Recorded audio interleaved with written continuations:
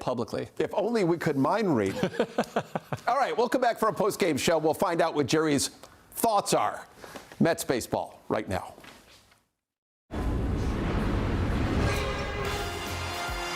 Nationals. New York Mets baseball on SNY is brought to you by Toyota. Dear spring, Toyota's adrenaline-pumping lineup is ready for you. Toyota, let's go places. By Prevagen. By Spectrum, it's internet, mobile, and streaming TV, all from one place. And by the New York Lottery, you could win a grand prize of $40,000 with the Swing for the Fences promotion. Enter the New York Lottery app today. And plus, good afternoon, everybody, and welcome to Citi Field. Gary Cohen, Daniel Murphy with you today as the Mets play the rubber game of their three-game series against the Washington Nationals. Mets already have the worst record in baseball at 10-20, and now their injuries are starting to pile up, with Luis Robert suffering a herniated disc and going on the injured list today. The Mets are now missing their 1, 4, and 5 hitters from opening day. Yeah, it hurts to have Luis Robert. They did everything they could in spring training and here in the beginning of the season. Unfortunate to see him go down, but it also is an opportunity for the MJ Melendezes and Carson Bench to play some center field today. And when you're a team that is struggling already, and now the injuries start to pile up, how does that increase the pressure to find a way to win games even though you're missing some key pieces? And I think it starts today with Freddie Peralta. He was acquired for a ball game like this. It's a rubber match in a series that the Mets need to win. You feel like they have to win this to get some momentum going. You were hoping they could win last night to win the series and get a chance at a sweep today, but they didn't win this series to head out west. And then offensively, I'm looking at MJ Melendez and Mark Vientos. Juan Soto is going to win his matchups today. He's going to be on base. Those guys are going to get at bats with guys on base or in scoring position this today. Is there a point in the season where a team starts to think maybe this is just what we are and loses that optimism that you come into the season with? You could definitely feel it from the outside. I mean, you can feel how poorly they're playing, and they're getting questions asked about it. At the same time, as a player, I'm trying to win this pitch. I'm trying to win this pitch. So Juan's going to win his pitches. You hope Freddie's going to win his as well, too, to get you off and running. And Bo Bichette and the guys around Juan hopefully can score some runs today. Let's try and finish off their homestand with a series victory before they head to Anaheim. Well, happy birthday, and maybe they'll get you a win. And happy birthday to Tommy Rockland, too. Mets and Nats on SNY. By Hyundai. Test drive a new Hyundai today only at your local Hyundai dealer. By Memorial Sloan Kettering Cancer Center, because where you're treated first matters. Let's all play ball. Don't miss Play Ball Weekend coming up June 5th through the 7th, encouraging youth everywhere to get out and play. Visit playball.org today to register for a free event near you. Working on a win presented by Home Depot. You ask your starting pitcher to be a stopper. Well, Freddie Peralta's been a stopper since the start of last year, 8-3, following his team's loss. We'll try and do that today. Get the Mets a rubber game from the Nats after they traded blowouts in the first 2 games of the series. First pitch from Citi Field is coming right up.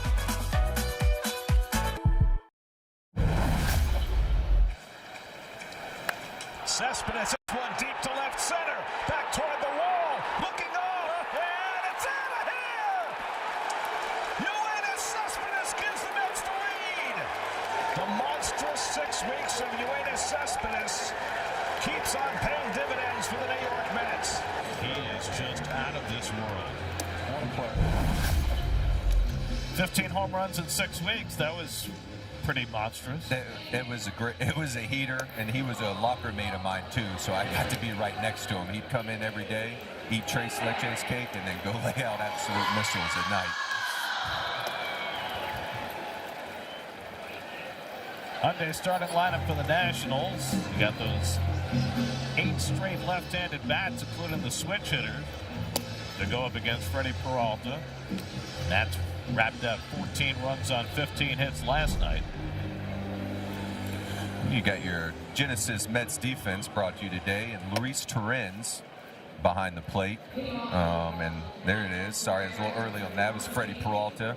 Again, looking to be the stopper here. And Luis Torrens behind the plate, coming off a season where he led the league in caught stealing percentage. And Mark Vientos at first base. He was out working early this morning, getting some extra reps before the game started at first. Another chilly afternoon, 54 degrees, overcast skies. James Wood steps in, 2 for 8 in the series. Freddie Peralta ready to go for his 7th start of the year. And his first pitch of the day is a fastball outside for ball 1, and we're underway. Wood tied for the National League lead with 10 home runs. Kyle Schwarber just hit his 10th for the Phillies this afternoon. Schwarber now has 350 career home runs. It's a nice milestone. Yeah, when I break it down, and it's 35 homers times 10 years, and I never came within 12 homers of 35, so that's a lot of homers for Kyle. And Wood takes outside, and Peralta behind 3-0. Wood not only leads the league in home runs, he also leads the league in walks and strikeouts and runs scored. Luis Garcia on deck, then Dalen Lyle for the Nats. And Peralta gets his first strike. Brian Walsh is calling the balls and strikes today, the youngest member of this umpiring quartet.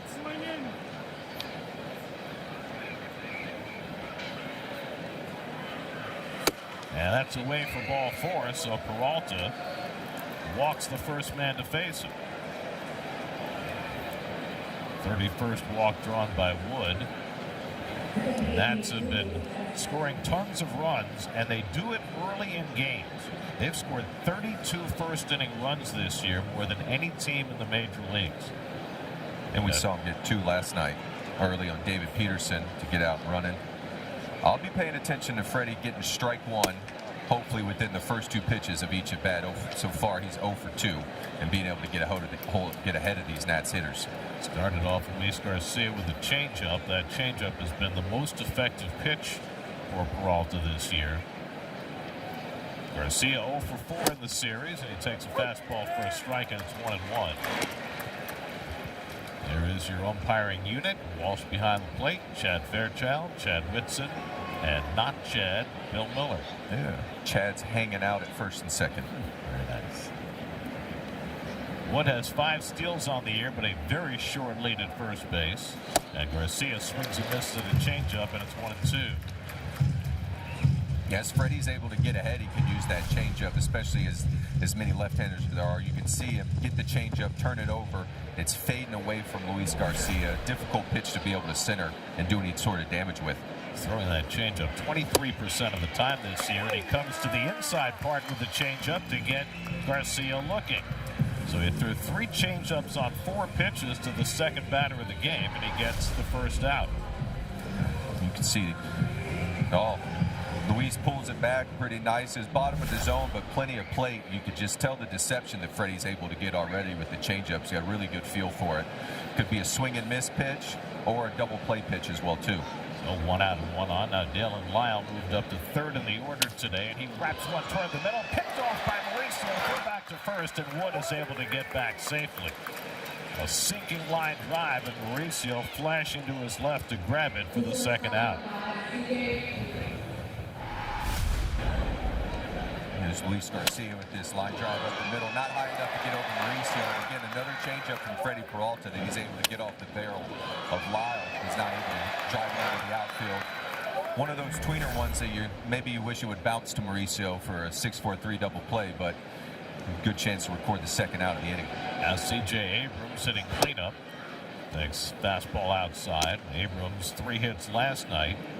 7th in the National League in on-base percentage coming into the game. 10th in OPS.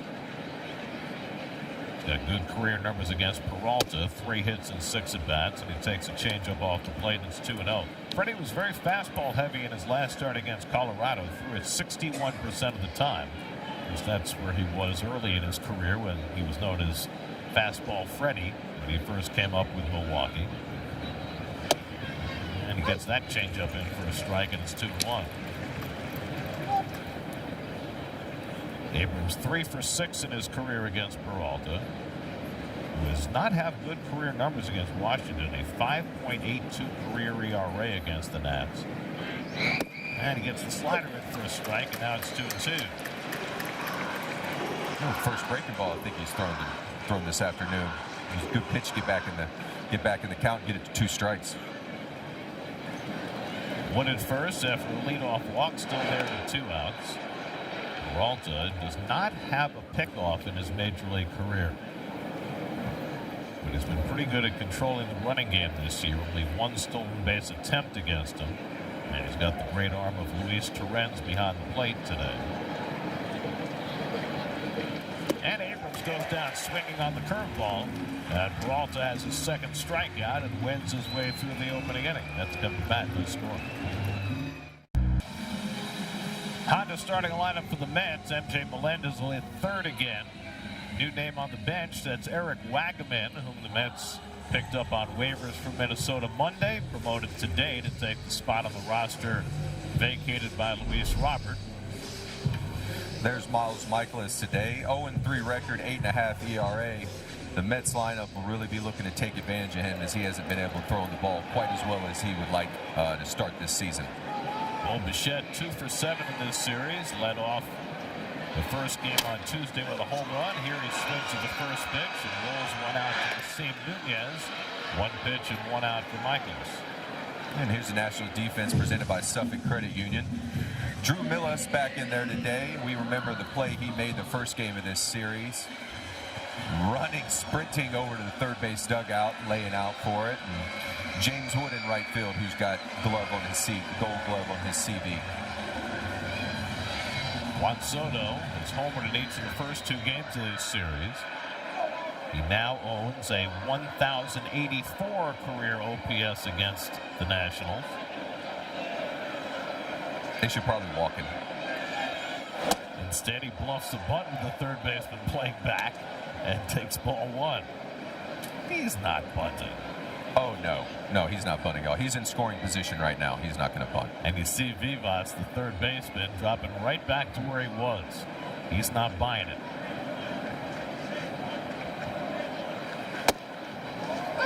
Takes a cutter for a strike, and it's 1-1.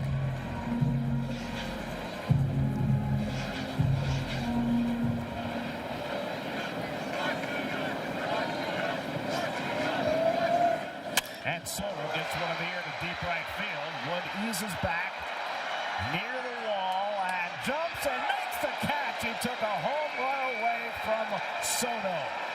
Boy, does it help to be 6'7". He went up for that thing like a rebound. Like, measured it the whole way. Oh, my goodness. Home run robbery. I can't imagine how many players there are in the big leagues that can make this play. I mean, look, he's got it measured, just like he's going up for a jump ball. Oh, my goodness. I mean, his elbow was up over the wall. I mean, first they shouldn't be pitching to him, then they pitch to him, and it gets taken away from him. What a wonderful play.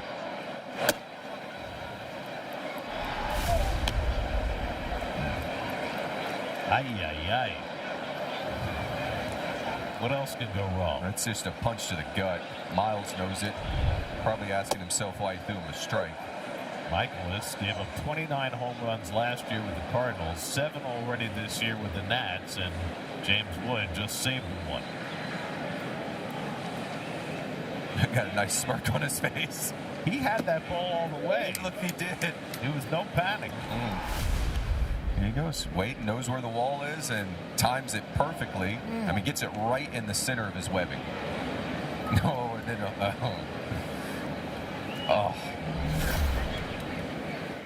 MJ Melendez slashes one the other way for a base hit.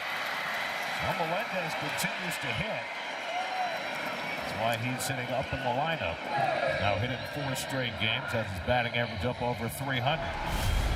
Yeah, Melendez gets a fastball middle of the plate and is able to shoot it the other way. And again, is the way the defense is set up, he's only got to be in it past the third baseman to get on with 2 outs. Mark Vientos here should be looking for something up in the zone. Need a double.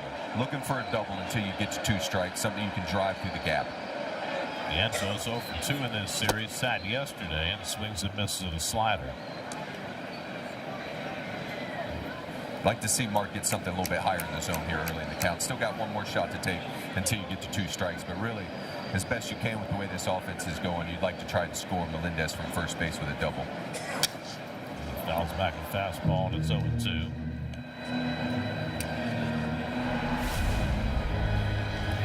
Respect Juan Soto. Oh, what, are you kidding me? That's what you're thinking. You got to be kidding me.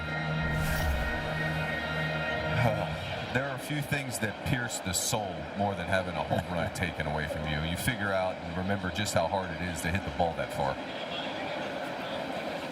Last night in Pittsburgh, in the bottom of the ninth, Nick Gonzalez hit what looked like a game-winning two-run homer against the Cardinals, and Nathan Church went up over the wall in left field, pulled him back for the last out of the game. I did see that last night.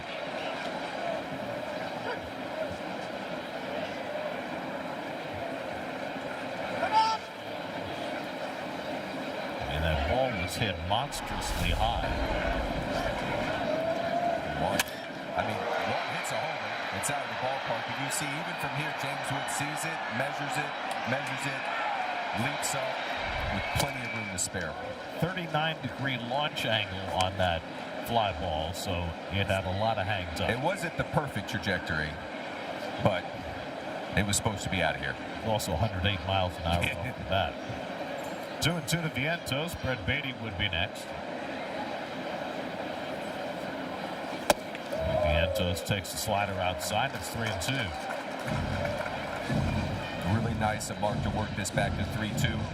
Melendez will get a running start here with 2 outs. You got to be working hard even on a long single.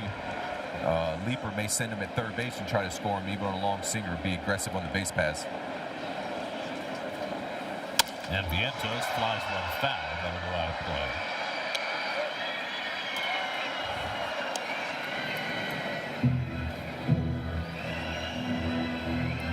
Miles Michaelis, now 37 years old. Grew up in Jupiter, Florida. Big Miami Marlins fan. Big Josh Beckett fan growing up. He's never thrown quite as hard as Beckett. Now Josh had a great career, real stretch.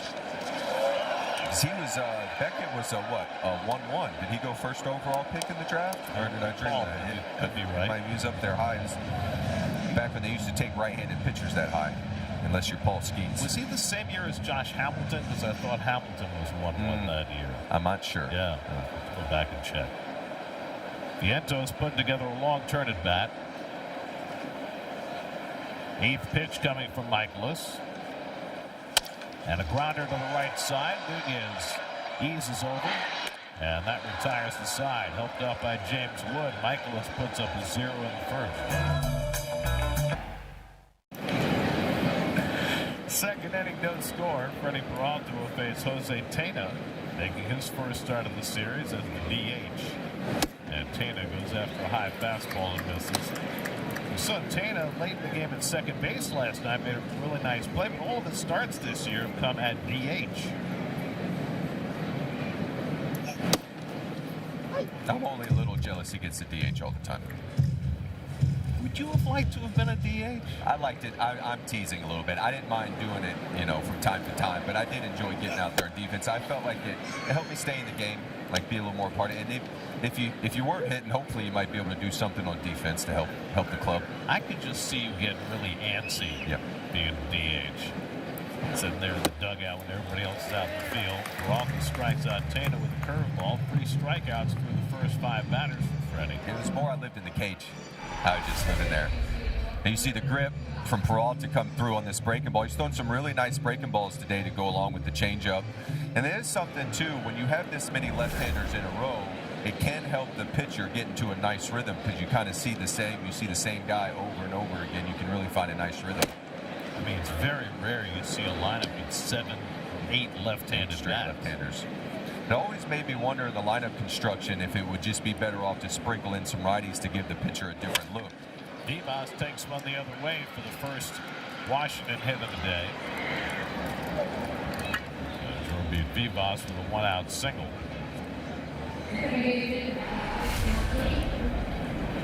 Vivas gets a changeup that catches more of the plate than Peralta prefers. He's able to shoot it into left field for the one-out single. I mean, you see it all the time with left-handed pitchers where you'll have 8 or 9 right-handed bats, and it feels as though they get into a great rhythm that way. Because you're going to similar parts of the zone to attack each one of the right-handers. It's not all the same, but very similar. You may, if you're someone who likes to shove your fastball into right-handers, maybe a Cole Hamels type, and you see him over and over again, you can get a really good feel for that part of the zone. Now, Steve Nunez 1 for 5 in this series. Bichette playing at the edge of the grass. Nunez always a threat to lay one down with his great speed. He hits one back to Peralta, who knocks it down. His only play will be in the first. He has to hurry in, and he throws it by Vientos.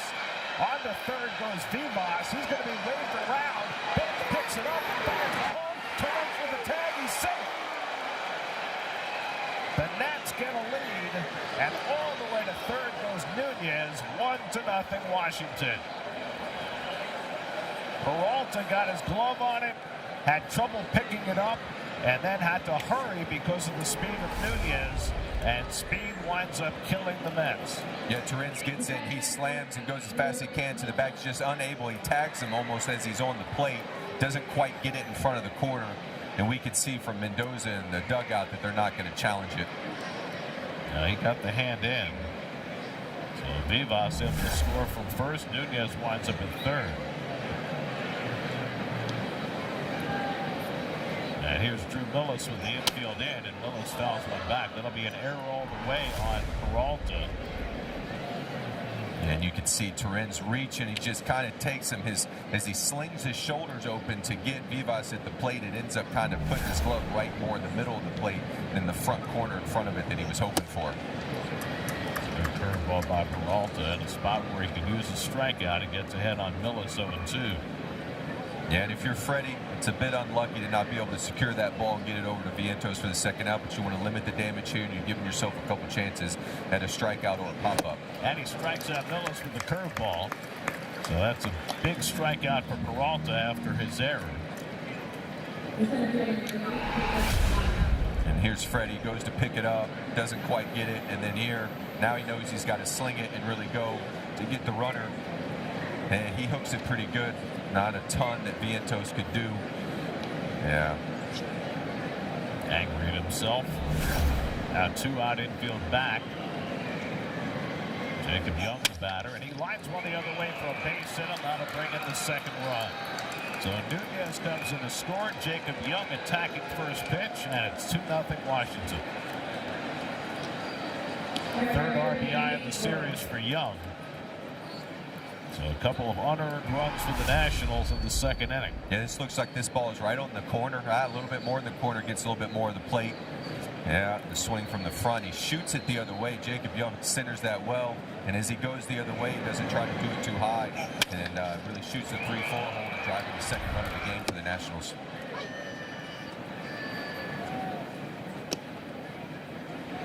And James Wood has already saved the Nats a run by robbing Soto of a home run.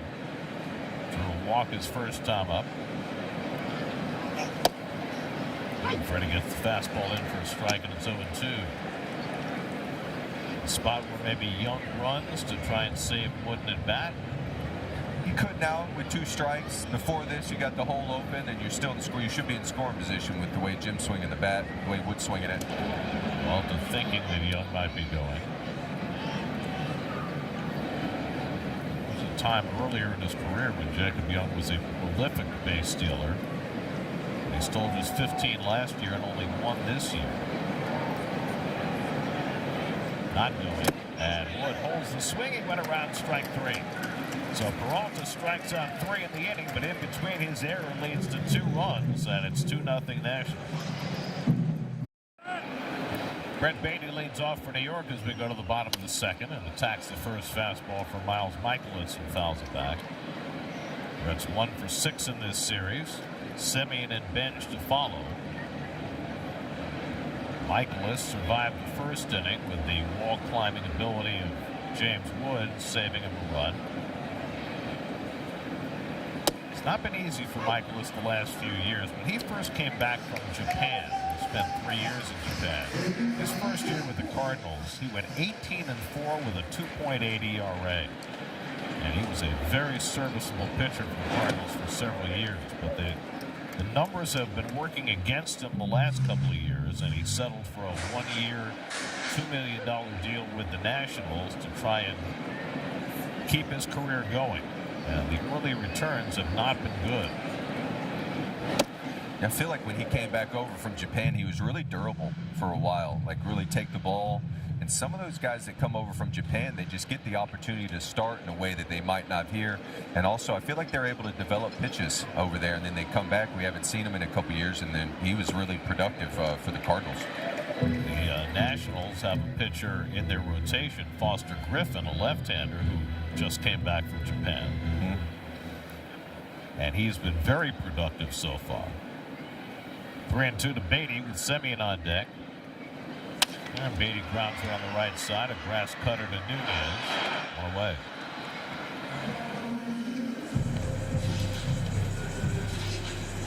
The 2 unearned runs against the Mets are only the 11th and 12th they've given up this year, and 5 of those were extra inning runs. Okay, yeah, so that don't go in there. Right, so it's really only 7 unearned runs that the Mets have allowed this season. This is their 31st game. Defense, for the most part, has been pretty good. Semien takes outside. If you go by defensive runs saved, the Mets are +5 this year. That's right in the middle of the pack. Yeah. 13th in the majors. Right. It hasn't been the defense that has let them down over this stretch. It really it's come down to the offense right now, and what you're thinking is, I need to get the tying run to the plate. I know it's early, but you just got to try to build each inning. Beatty was able to get ahead and get deep into the count. Unfortunately, missed a cutter in the middle of the plate. But if you're Semien, you're trying to get the tying run to the plate. And he's ahead of the count 3-0 with Carson Bench waiting on deck.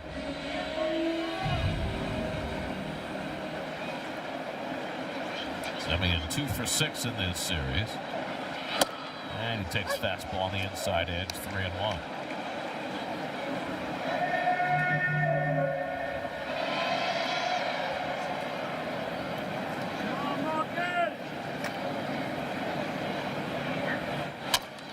Notice that the Nationals in this series tend to play their outfielders very deep compared to most teams. Yeah, I feel like when I hear that, they'd be trying to stop the slugs, stop the doubles as best they can. If they can keep everything in front and keep some of these base hits to singles instead of giving up doubles. Quite a contrast with the Rockies, who were here before them, who played their outfield much more shallow. Semien lines one to left, right at Lyle, and that's the second out. Well, it certainly paid off the wood in that first inning. Yeah, it did. He didn't have far to go. Well, he was able to give him some time to measure that fly ball from Juan. So now Bench, who took it 0 for last night, but over the last 6 games, he's 7 for 20 at 350 clip. The bats have been much better for Carson on this homestand. Batting here with 2 out and nobody on. And Michaelis comes inside with the cutter for ball 1. Very much like David Peterson last night, Michaelis had been working with an opener in front of him. The last 3 times he went out, it was in relief. And they've been going pretty short with him. He went 3 2/3 in his last time out against the White Sox. Seems to have been doing better in those briefer starts. We'll see how much rope he gets today. Yeah, I mean, both bullpens are pretty well rested after having 2 games that got out of hand early. So I don't think Butera in the Nationals dugout will be slowing the trigger to remove Michaelis if he sees the need to. He's been behind the count a lot early on. 3-ball counts to each of the last 4 batters now. Like Butera, the youngest manager in the majors. The youngest manager in the majors in 54 years. Bench gets a fastball on 3-1 and fouls it off.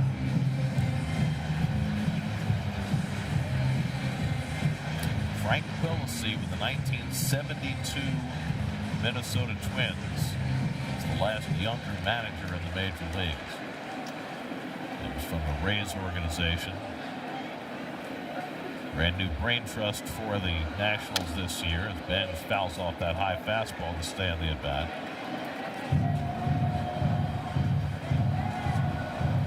Maltimoni is the new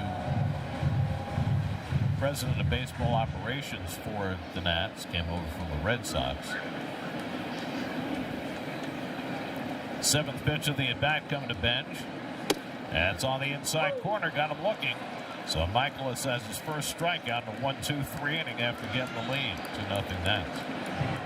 First 22 games he's played in this year. The all-time record is 34 straight games to start a season. George Sisler did that with the St. Louis Browns back in 1925.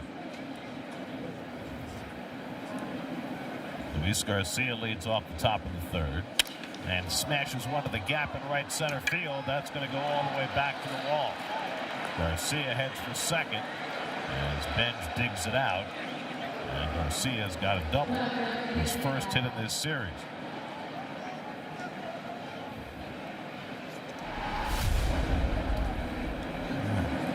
Like a little cutter slider that Freddie was trying to get ahead of 0-0, but Luis Garcia is able to send it up the alley to lead the inning off with a double. Here it is. Just it looked like he was trying to get that in. Torrens had set up underneath the Garcia to try to get it in on him. He left it out over the plate. Was able to be driven into right center field. So now Dylan Lyle, who lined out to short his first time up.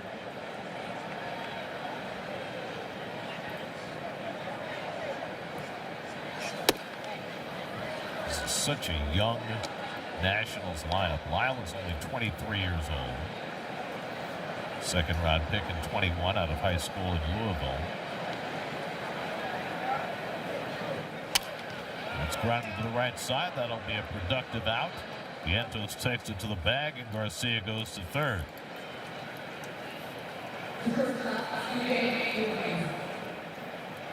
And Lyle gets a changeup and just hooks it to Vientos to get the runner over to third base with less than 2 outs. Mets will be forced to bring the infield in and try to keep the deficit at 2-0. Nice pat on the back. Yeah, know what I'd be saying in there. Celebrate him. Celebrate him. I mean, you cost yourself a couple of points on your batting average, but you improved your team's chances of winning the game. It's team offensive baseball. This time you were the one that got him over. Next time you'll be the one hit with the runner at third, and maybe next time you'll get him over and in when you get that at bat. Got a ball curled up the line by Abrams, and it's 0-2. Well, Peralta was in a situation in the second inning with a runner at third and 1 out, needed a strikeout, and fan Drew Millis. Now he's in the same spot in the third against a more accomplished hitter in Abrams, whom he struck out his first time up. Big hole on the left side with Bichette staying close to the bag, and Mauricio shaded up the middle.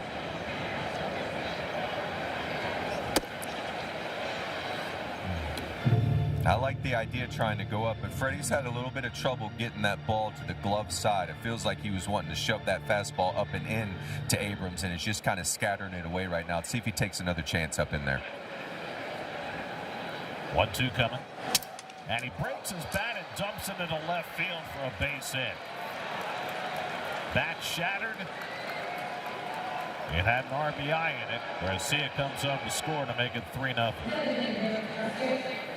Third RBI of the series, fifth hit for Abrams.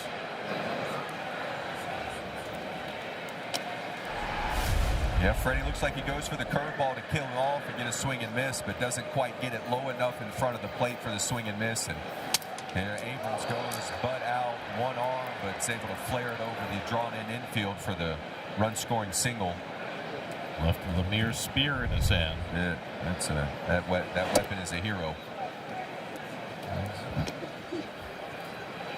So an error produced 2 runs. Now a broken bat hit brings in a third. Jose Tena struck out his first time up. And tried to backdoor this changeup and missed, and it's 2-0. Tana was picked up by the Nats from Cleveland a couple of summers ago when they dealt Lane Thomas to the Guardians. He's just 25. Ground ball, a chance for 2. Semien to Mauricio, back to third. In-time double play, side retired. Nicely done, 4-6-3 to get Peralta through the inning. 3-0 Nats. Mets now 3 runs in arrears as they come to bat in the bottom of the third. Luis Torrens will lead off against Miles Michaelis.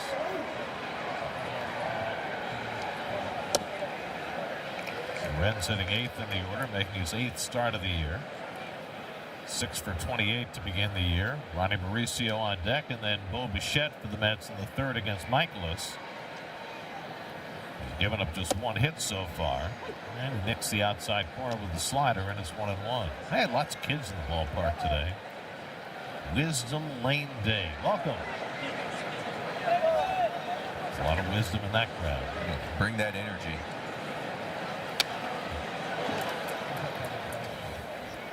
And to finish the last inning, we saw this double play from Marcus Semien, and like what he does a wonderful job of is that's not the best hop he wants. It's a little bit in between, but he's able to secure it with 2 hands and then still give himself enough time to make a good strong throw to Mauricio. And if you're at home right there, kids or coaches, 2 hands to secure that ball, really nicely done by Marcus. Michaelis strikes out Torrens for the first out in the third, and we check in with Steve Gelb. Steve, I hope you're having a better day. I'm having a much better day. My tooth is all fixed up. I've been up for about 7 hours, but we're all good. We're ready to go today. But, you know, Murph, to your point about Semien turning that double play there, this is what we were showing the other day about his ability to really get in front of every single ball that is hit in his vicinity and field it properly. That ball's fouled off Mauricio's foot. And actually, at some point today, we'll probably try and show it, but he has altered his pre-pitch routine to make it so that the momentum really allows him to move quickly from side to side. He starts where a lot of guys start and they just kind of jump up in place to move from side to side. Semien this year starts with 1 foot behind him and actually takes a step forward before jumping up so that he is fully in motion before he hits the ground. I like the idea of kind of attacking the hitter as well, too. Even though you're on defense, you're still allowed to attack. And the way Marcus is able to get the ground ball centered in his body, he's hunting the baseball, and I really appreciate that about him. Murph, how did you used to set up over at second base? In fear. Totally paralyzed? No, I mean, I was somewhat similar. I would kind of have one back, and then I would do like a little kind of tennis hop as well, too, so that as you're in the air, the ball's entering the hitting zone, and as they hit it, your feet are hitting the ground, and you're hoping to make that first lateral movement, go forward or backward as best you can. I mean, defense is all about attacking. Yes. I mean, it's unlike any other sport. In every other sport, the defense reacts. Right. Baseball, the defense initiates the action. Yeah, and you want to anticipate as well, too. I know with our 12U Blue Claws at Jacksonville, anytime there's a ground ball, what you'll hear from me is attack. Always attack. Even if you attack, even if you see one that you want and you go forward and then you realize, okay, that's a hop that I give on, I still want to kind of be moving into the ball. So even if I did a drop step, when I went to catch it, I wanted to kind of be moving into it just a little bit. I think it helps soften the blow and help you receive the ball better. Mauricio, another chance for Nunez, is at a busy afternoon. 2 out.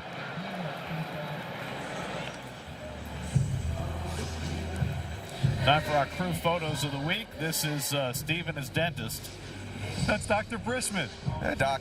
Huge Mets fan and just lightning quick. Got me in, got me out this morning. So I was here only about 20 minutes late. Not bad, and I've got a beautiful new tooth. My back left, ready for the hot dog reviews in a couple of days. Did you ever recover the old crown? No, I don't know if the guys have a picture of that one too. No, that thing is stuck in perpetuity. I would have to take it to one of the chop shops. You know, we went through the chronicles of your no good, awful day yesterday, but we didn't get to the part where your mailbox was detached. Yes. So the good news is that I found my wallet, but then I was pulling into my house at the end of the night, and my mailbox had been hit and knocked over. Oh, man. Teenagers, you think, or just? No, actually. So I'm in a men's hockey league. We had a semifinals game last night that we won, and the guys were driving past my house. They were so excited that they wanted to come tell me, and they thought they saw me pulling into my driveway, so they drove in behind me. Turns out it was my wife coming home, So they decided to back out quickly, not to scare her, and they backed out too quickly and hit my mailbox. And scared her. Sounds like they were scared of her. I mean, I know your wife. She's not scary. No, she's not. But she already had an issue with me playing men's league hockey, and that didn't make it any better. Oh, you didn't play last night, and they won. Does that tell you something? Yeah, it tells me that I probably should stop. 1-2 to Bichette with 2 out and nobody on. And Michaels pops one outside, and it's 2-2. Well, Steve, I'm glad that the tooth got resolved. Glad that, it wasn't rowdy teenagers. I'm glad that your friends owned up to knocking over your mailbox. To breaking the law. No. Full count to Bichette. Well, Michaelis is retired 5 in a row, but he's throwing a lot of pitches. This one should be right in the middle. More because, not against Bo Bichette, but because I don't want to face the guy in the on-deck circle. That would be Juan Soto. And Bichette fouls one away. This is Michaelis' 10th batter. He's gone to a 3-ball count on 5 of the 10.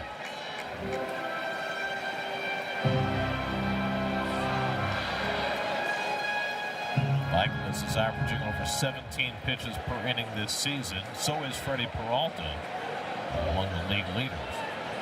8th pitch of the at-bat to Bichette, and he pops this one up in foul ground. Garcia might have room. Right to the railing, and he can't quite get there. See, now, you played a lot of first base. That's a ball where you got to get to the railing. You know who was great at it? Ike Davis. Ike Davis was just one of the best. He'd get all the way over there.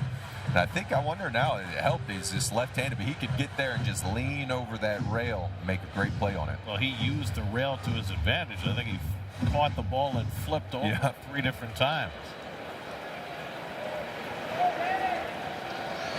And Bichette with an emergency hack and stays in the at-bat. I don't know how he did that. I don't know. It sure looked like he was going to take it for the longest time, and at the last second just threw his bat at it and was able to foul it off. It was a good pitch by Michaels. Better hitting to get rid of it. Yeah, it's like it's like a little bit of a cricket swing almost. Kind of shoot it. It's a sticky wicket. Curveball is outside for ball 4, so a 10-pitch walk to Bichette. First walk for Michaelis today, and now Soto will come up with a man on.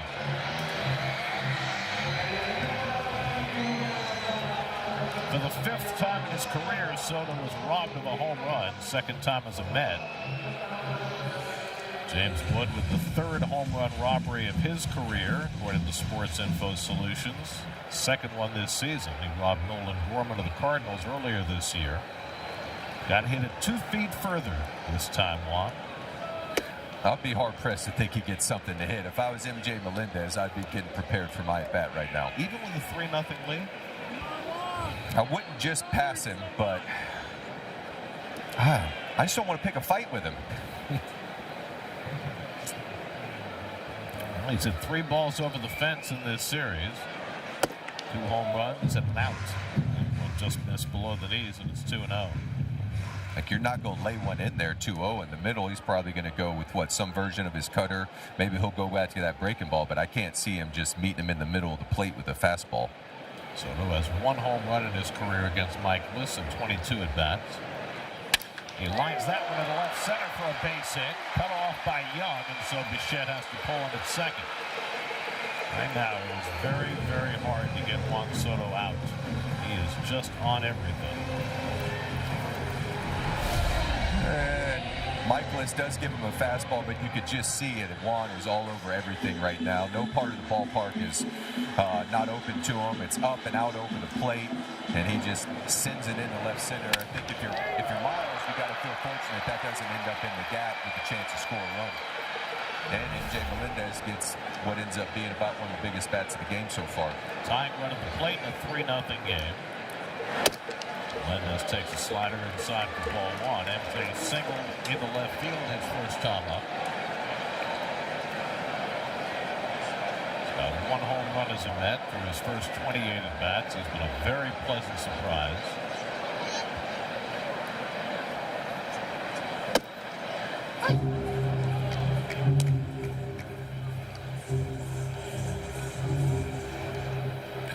Melendez has a little bit of a unique style in here. He carries his hands a little bit lower. Sometimes I would do that myself. It kind of helps you get a little rhythm. When they're lower, you can keep your arms more relaxed and get your hands kind of a little bit of a running start, hopefully. Now he'll be looking to try to be as accurate as he can. Shoot it low the other way if you get something there, and if you get something closer, you pull it over the first and second baseman's head in the air. 3 straight breaking balls from Mike List to Melendez.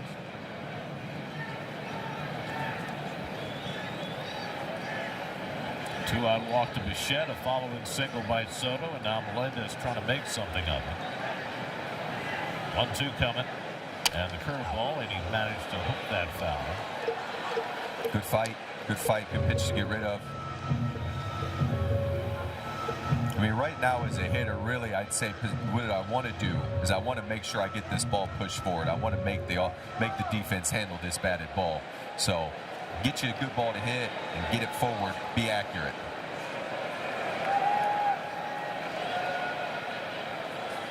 One-two coming, and he rips one to deep right field. Back goes Wood to the warning track at the wall. It's out of here! MJ Melendez ties the game with a 3-run homer.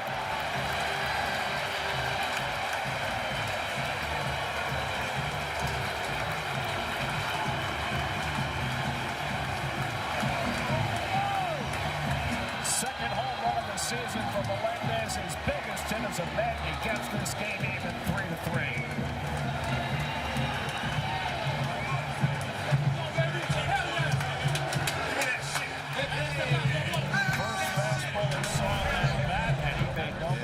Fastball up in the zone, really doesn't try to do too much with it. He takes advantage that the ball's up in the zone and centers it, gets it going over James Wood's head for a 3-run homer to tie it up. Huge swing for the Mets, huge swing. Vientos rolls one out to Nunez, who throws him out.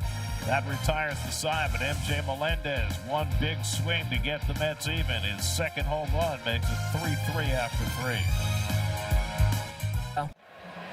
Freddie Peralta back even as we start the 4th inning. Jorbit Vivas leads off and takes a fastball for a strike. And here you are, if you're Freddie, you got to feel like you've got new life. You come out here in a tie ball game now. I mean, get here, get through this inning, get your offense back in the dugout and see if they can add to the runs they scored last inning. Well, injuries have given opportunities to players who were not necessarily on the radar when the year began. Grounded back to the mound. Peralta gives ground and makes the play to get Vivas one away. You know, Mike Tauchman got hurt late in spring training. If not for that, he might have been on the team or might have been the first call-up when the Mets' injuries began. But because Tauchman hurt his knee, and then Jared Young hurt his knee, that gave Melendez the opportunity.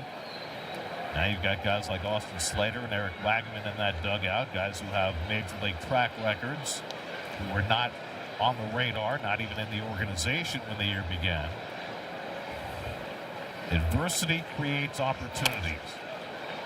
Nunez bunts one foul. I remember when I got called up, it was because Marlon Anderson went on what used to be the DL. A funny story, and Nick Evans got called up because Marlon Anderson went on the DL as well, too. He had done it in the middle of the summer, and then later in the season, Marlon went on the shelf again, and I got called up the second time. Do you remember Nick Evans' first game in Yeah, it was Colorado? in Colorado. We pulled it up in Binghamton, and they put it on the scoreboard and watched. We had 3 doubles. 3 doubles. First game of he got the scorecard. Jerry Manuel gave him the scorecard. Nick Evans in the front office now with the Diamondbacks. Pulled on the ground down to first, and Vientos runs it to the bag for the second out. So Peralta, after seeing the deficit erased, has retired the first 2 of these. And when I was playing in a situation like this, if I was at second base, and not that Freddie needs it, but more to keep in the moment, I look at, hey, Freddie, let's go finish the inning right here. Here we go. Get us in the dugout. It's kind of that team baseball you're hoping to play back and forth. He's able to get 2 quick ground ball outs and see if he can finish the inning here against Drew Millis. Quick has been big for Peralta today. We mentioned that he, like Michaelis, averages over 17 pitches per inning. Well, today he's been able to keep his pitch count down. And that's huge for him because Freddie's had trouble getting deep into games. Millis struck out on 3 pitches his first time up. And takes a fastball for a strike, and he's down 0-2 again. And that's 3 runs and 4 hits. The Mets 3 runs and 3 hits. Only 1 earned run against Peralta so far. And Millis goes down swinging on the curveball. 6 strikeouts for Peralta. A shutdown inning. Right here, like Brett's going to be in here. He's got some rhythm. He's waiting for Miles to make his move to him. Rhythm, and usually when the pitcher breaks their hands, you kind of see him making his move, and as he's getting forward, Brett gets into about, so this position here, I'd like to see him get to this earlier, and I'd like it to see it a little bit longer if you think of Ken Griffey Jr., because what will happen is, think of that as the size of your punch, and what it'll do is it'll let, as you go to turn into the hit, it'll let the bat just fall behind you and get behind the baseball so you can square it up. It really helps you get the barrel on playing with the bat, and you can really look no further than that's the way Ken Griffey Jr. hit. Is what you're talking about, keeping the bat in the zone longer? Yeah, and so the way I think of it like this is like he's going to hit the ball and he's kind of carrying his hands with him. I'd like to see him leave his hands behind him, and then when you turn, the barrel will just reveal itself, if that makes sense. And so you can look and see with Ken Griffey Jr., when he would go hit, he would go and he would get like in this position. And then now when he would turn, the barrel would flatten, and then now he could hit it just like that, if that makes sense. It made sense for yeah, he's a good player. Yeah, they don't make him like Junior. Like, he's the best. You don't hit 600 home runs by accident. That's a fair ball, and Millis tags out Beatty. Brent did not think that was going to be fair, but it was sitting right there. And the home plate umpire Brian Walsh makes the call, 2 unassisted on the putout. No. Well, if you're in the opposing dugout, you might be yelling, a grown man hit that ball. Yeah, he's trying to check his swing. That's just good play by the Nats catcher to be able to bounce out and get it before it decides to maybe bounce foul. I mean, it started out foul, but it was sitting on home plate when Millis picked it up, and home plate is in fair territory. Semien hits one on the ground. That's just foul.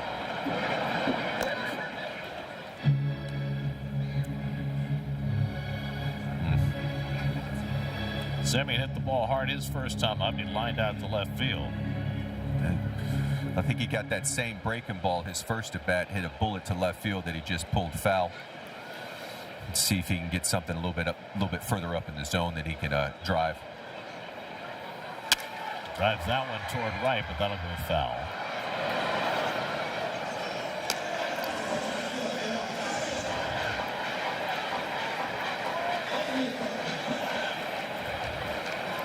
A home run by Melendez was the 8th that Michaelis has allowed in just 26 innings this year. And for the Mets, their 24th home run this season, only the 8th that's come with men on base. That's 67% of their home runs solo. The league average is 56%. His base runner's been harder to come by. Semien able to reach for that slider and just stay in the at bat.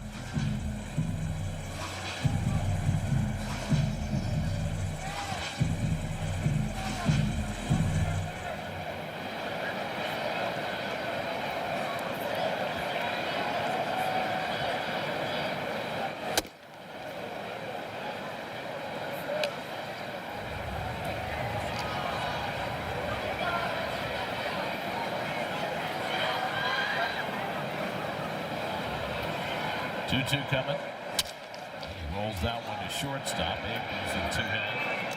Throws him out 2 away.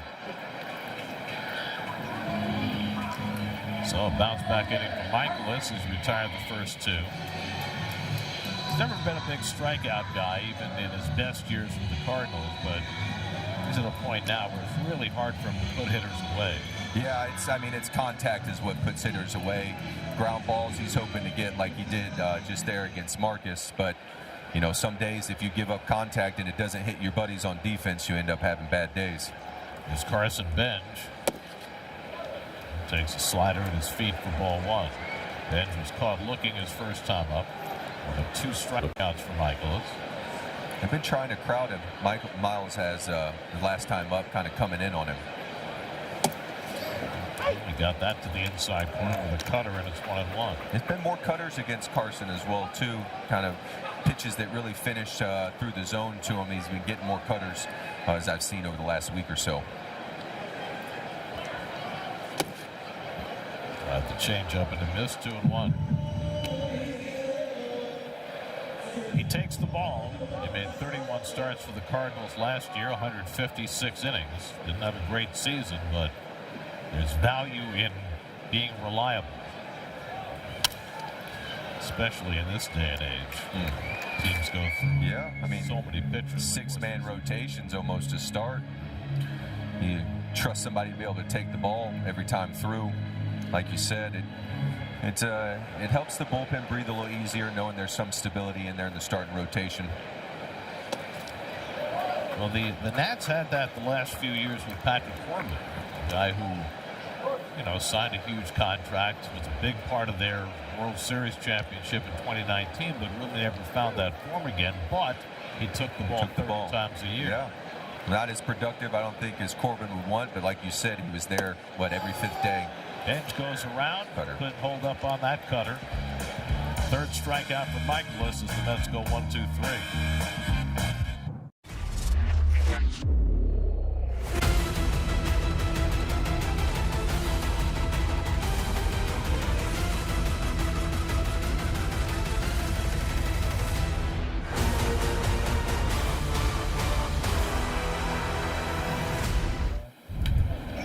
Well, the 3-time MVP Mike Trout is healthy. He's having a tremendous start to his season. 10 home runs, .999 OPS. Mets will see him and the rest of the Angels in Anaheim tomorrow. Jacob Young swings and misses at a changeup, and it's 0-2. The road ahead, your radio home for the Mets is 8:80 a.m. and streaming on the free Odyssey app. Angels have lost 6 in a row and 10 of 11 going into that series. They're off today. Mets then go to Colorado and Arizona on this upcoming road trip. Jacob Young bounces one foul. Do enjoy Mike Trout playing. He is a treat. It's our modern-day Rogers Hornsby. Nice thing also is he's back playing center field. Mm-hmm. He had to vacate for a few years because of all the injuries he had, but he asked to go back there, and he's doing just fine. It's the guy in right field who steals the home run. That's right. He had 3 in one game. Joe Adele, the only player that anybody has been able to document who has ever robbed 3 home runs in one game. Just how many chances would you? I mean, we saw James Wood rob one earlier. I don't know if he'll even get another chance for another week. Maybe months. Young grounds one to third. Lunging grab by Bichette. The spinner. Won't throw it. Vientos pulls it out. Oh, wow. That ball took off on Bichette, and he stayed right with it and made a perfect one-hop throw for the out. Fine defense. I'll be honest, in real time, when this ball kind of snuck away from Bo, I didn't think he was going to be able to get him, but makes a strong throw, and Mark Vientos helps him right on the other end to finish the out. As Jacob Young gets down the line, it proved me wrong. I thought he was going to be safe.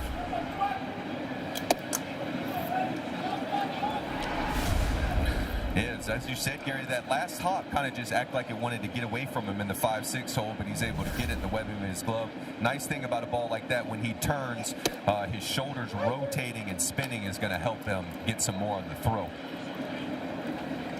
How do you pick up your target when you're spinning like that? Well, I mean, first hasn't moved, so there's only so much of it you really have to pick up. I mean, sincerely, though, like, it's right there.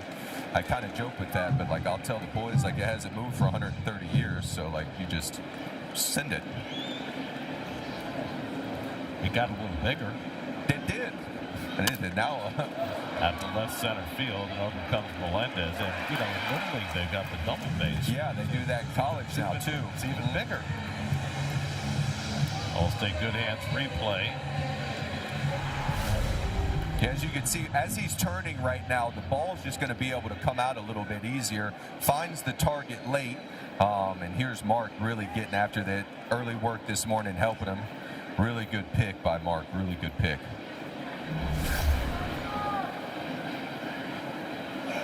The sun comes out. Luis Garcia takes outside. When you come out of that spin and you make the throw, does the ball tend to move one way or the other relative to how it would go if you were throwing straight over? I think it would. It'll have a tendency sometimes to want to hook. You know what I mean? Almost similar to the way Freddie had to do it, as he needed to go in a hurry on the first inning of the game, and he kind of hooked it to his left. Same thing on that one.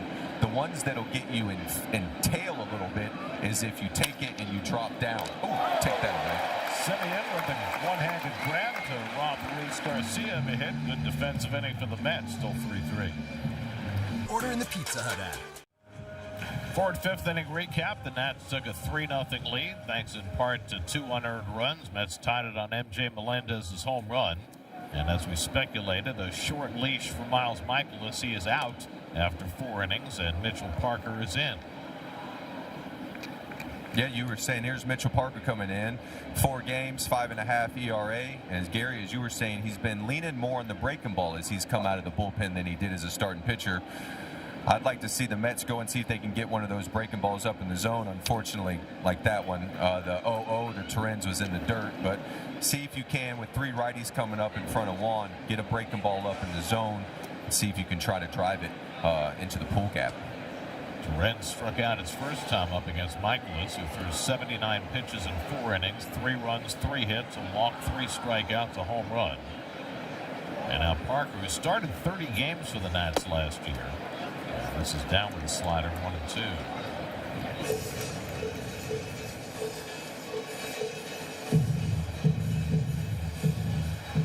Parker's a huge guy who does not throw particularly hard. 6'4", 240.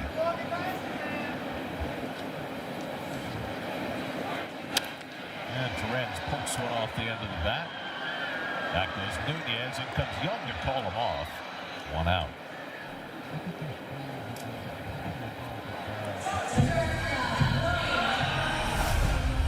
Yeah, Mitchell's got an interesting style where he hooks the ball behind him before he goes and delivers it to home plate. It's a unique style that you see, but I think it kind of almost like he presets that curveball with that hook a little bit and is able to really rip it through to get it to break into the right-handed hitters. Like a left-handed version of Rick Sutcliffe. Okay, that's what Rick looked like. Ever watch Sut? He had that ball. Did he? Kind of Pumped behind his back like that.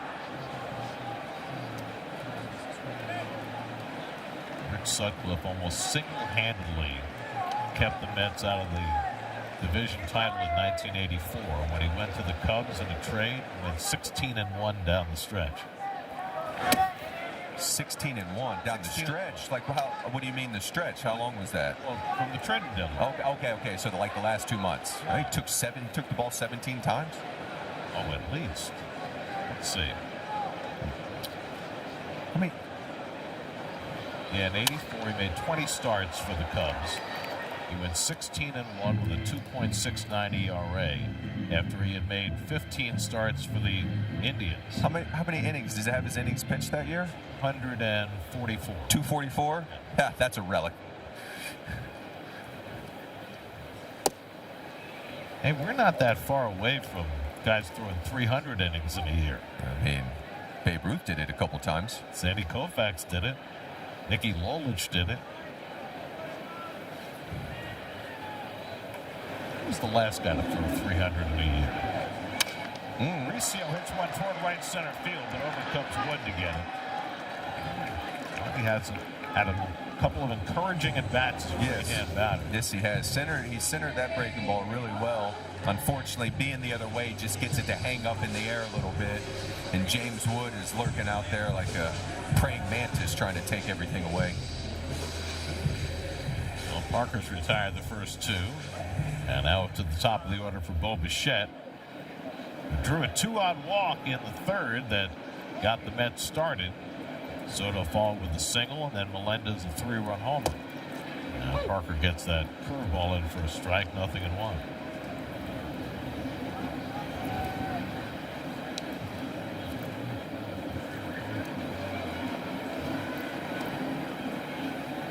Yeah, it looks like Parker kind of has a little bit of a Vulcan grip as he goes into his glove. Bichette lines one the other way. Wood diving, and he caught it.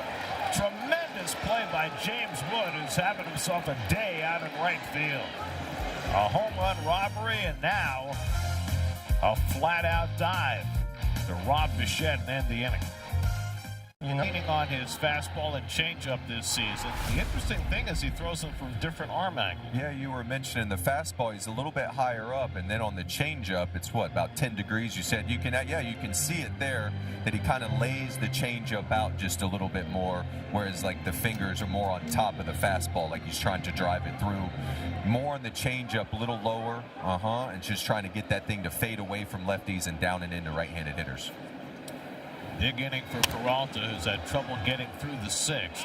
Dylan Lyle fouls one off the left side out of play.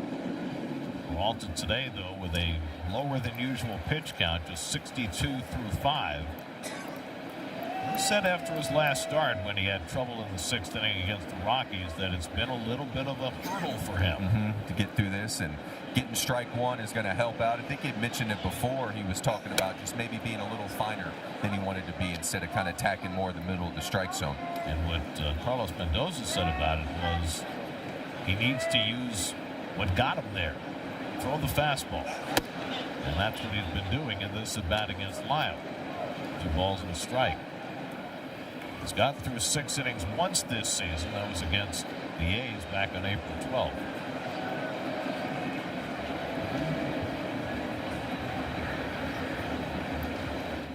And Lyle swings through that fastball, and it's 2-2. That's one of the best fastballs he's thrown. You see the difference. First 4 innings, Peralta's been untouchable, and after that, it's been a problem. Hasn't gotten beyond the 6th inning in any start this year.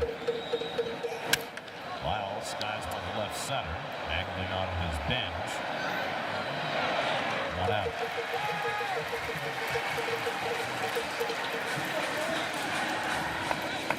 So this is the Mets starting pitching. First 4 innings and after versus the league. So everybody suffers a little bit. Yeah, for sure. It looks like the Mets' walk percentage is a couple points higher than it would be on maybe the league average. It's that 3rd time around the batting order. C.J. Abrams takes a changeup for a strike. Abrams had a broken bat single to drive in the 3rd Washington run. 5 hits, 3 RBIs in this series for Abrams. And the curveball stays outside. It's 1-1. By the way, we looked it up. The last pitcher to pitch 300 innings in a season was Steve Carlton in 1980. Okay. That was only 45 years ago. I mean, now nobody throws 200 innings. You don't have a lot to do 200 innings. I think Logan Webb's done it, what, maybe 4 straight years or so? Get 2 or 3 guys a year, maybe. 180 is the new 200. It's the new 200. 3-1 to Abrams. And it's made me think that they need to change the standard for the ERA title. You have to pitch 162 innings to qualify, and not that many people qualify anymore. Way fewer and fewer guys each year qualify.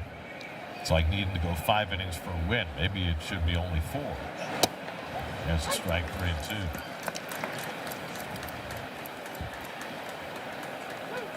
It's like we played those 7-inning games during during COVID. Take you back to the minor leagues. 3-2 coming. Yeah, he hooks that curveball foul.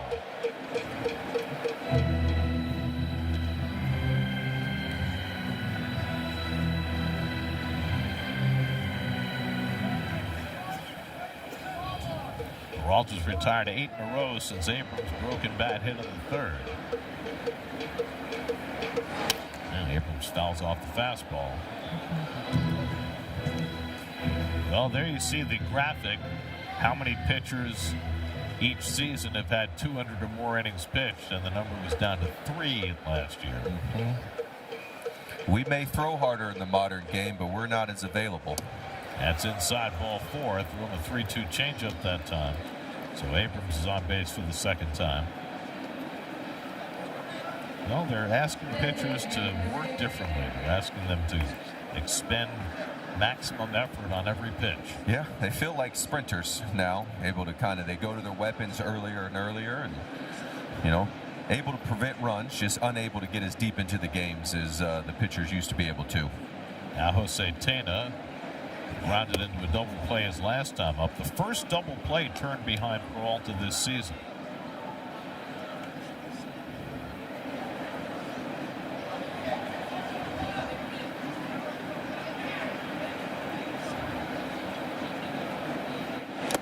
Tana foul tips the changeup, and it's 1-1. Freddie Peralta took the loss against the Rockies in his last start. And you can see behind the plate right here, Brian Walsh getting right behind Luis Torrens in order to protect themselves. And you will see as well, I remember Sandy Alderson talking about this, the umpires will kind of follow the catcher a little bit because directly behind home plate is kind of the kill zone on foul balls. And so you'll see him kind of follow Torrens around just a little bit as a little bit more protection.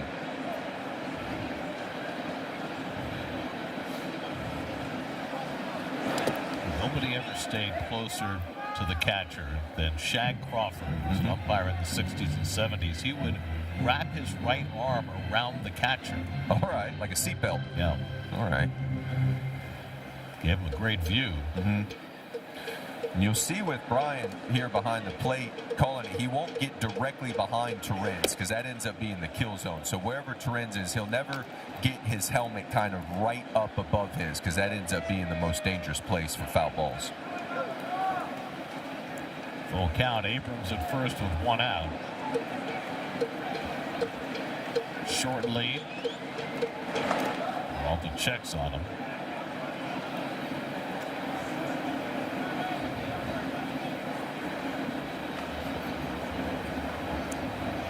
It's taking no chances with Peralta in the 6th inning. They've got Brazoban at the ready. Abrams not running, and Tana takes it high, and that's back-to-back walks. Might get him a talking to.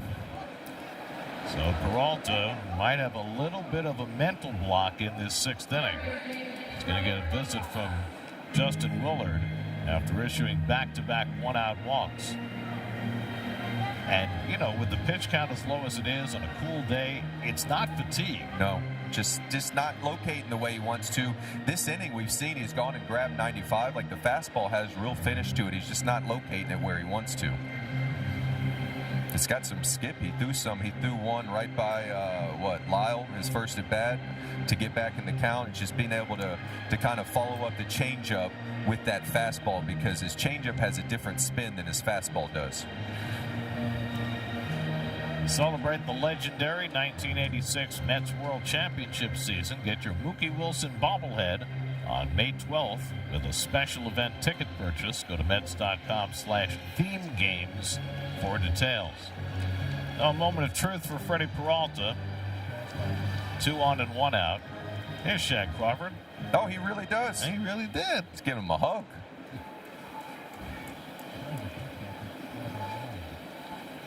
How the catchers felt about that. Yeah, like having a backpack on. Here's Jorbeat Vivas. And he fouls back a first pitch fastball. 97. Yes, Freddie. That's the hardest pitch he's thrown all day. Good meeting. When the pitching coach goes to the mound after 2 walks, you have to be looking first pitch fastball. Oh, yeah, certainly. Oh, 98. So he is unleashing it. He can smell the finish line. Just trying to find the finish line. Vivas had a base hit, scored a run in the 2nd. 1 for 2. And he lines one to short. Mauricio's got it, and the runner is able to retreat. Didn't have a lot of sizzle on that. No, line. it wasn't. It had the trajectory like it was going to come off, but you can. I think it's a testament to how the ball's coming out of Freddie's hand this inning. It ended up jamming Vivas. He was unable to get the barrel there. I mean, he just went out and attacked Vivas. Let's see how he does with Nunez, whether he does the same. Nunez at the comebacker that Freddie threw away for an error that cost him 2 runs, and he grounded out in the 4th. With the first pitch changeup to Nunez, 0-1. All right, Gary, I got a question for you about defensive positioning right now. Do you like where Ronnie is, kind of more behind Abrams at second base, or would you prefer him to be more in the 5-6 hole to close down kind of the visual of a base hit? You think with a guy like Nunez, who's less apt to pull the ball, I think I'd rather him a few steps more. That's kind of where I'm leaning as well, too. That, and or you could slide Bo over a little bit, too, because, like, as a hitter, that looks like a base hit, kind of. Like, I could go here safely, and so when I defended, I wanted to try to close that down. Well, in terms of moving Bo, it's one of the few times with Nunez at the plate that you're not going to play in. Right. 2-out runner in second. Not nearly as concerned even at all with the bunt. So, yeah, you could take away that hole just a little bit more. And Nunez fouls off the fastball, and Freddie is emptying the tank. All of his 97s and 98s have come to the last 2 hitters.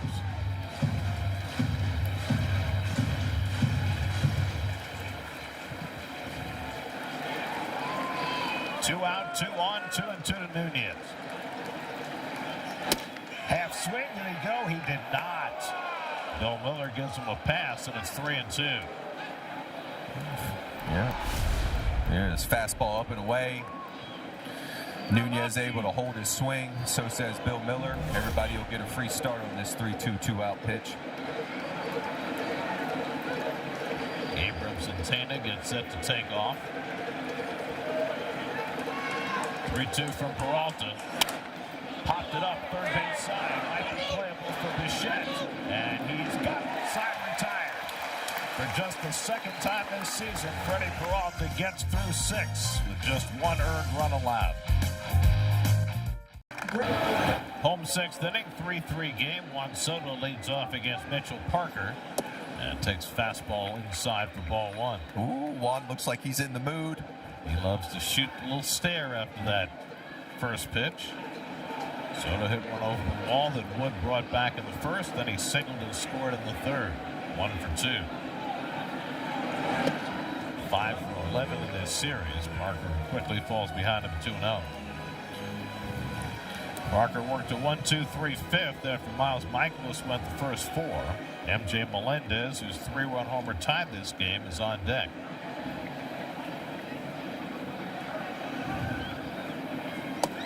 Soto takes a slider for a strike, 2-1.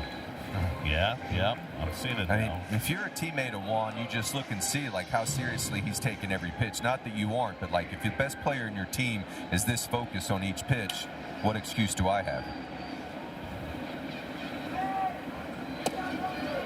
But does everybody have the strike zone discipline that Juan Well, has? no, but I can focus and swing at bat balls too. But like, I mean, I can be paying attention, try not to. But really, it's just Juan is he takes the at bats right now. I mean, he's trying to get to second, but really, I think he knows like I need to get on base to get something going. I can put pressure on Parker right here if I can win this with nobody out. See what he gets on 3-1. It's a slider and it's inside for ball 4. So walk to Soto, who's on base for the second time today. And now MJ Melendez, who has been lifted against lefties at times. Not this time after his 3-run homer his last time up. No, tied it up his last time up, and now Juan has opened up the hole for him as well. Melendez had a single his first time up, so he's 4 for 7 in this series. Showing bunt, and he gets the bunt down. Parker off the mound, and his throw is on target. Sacrifice for Melendez. How many guys hit a 3-run homer one time up and sacrifice the next time up? Power and speed combination. That's how you stay in there against the left-hander, by making yourself productive.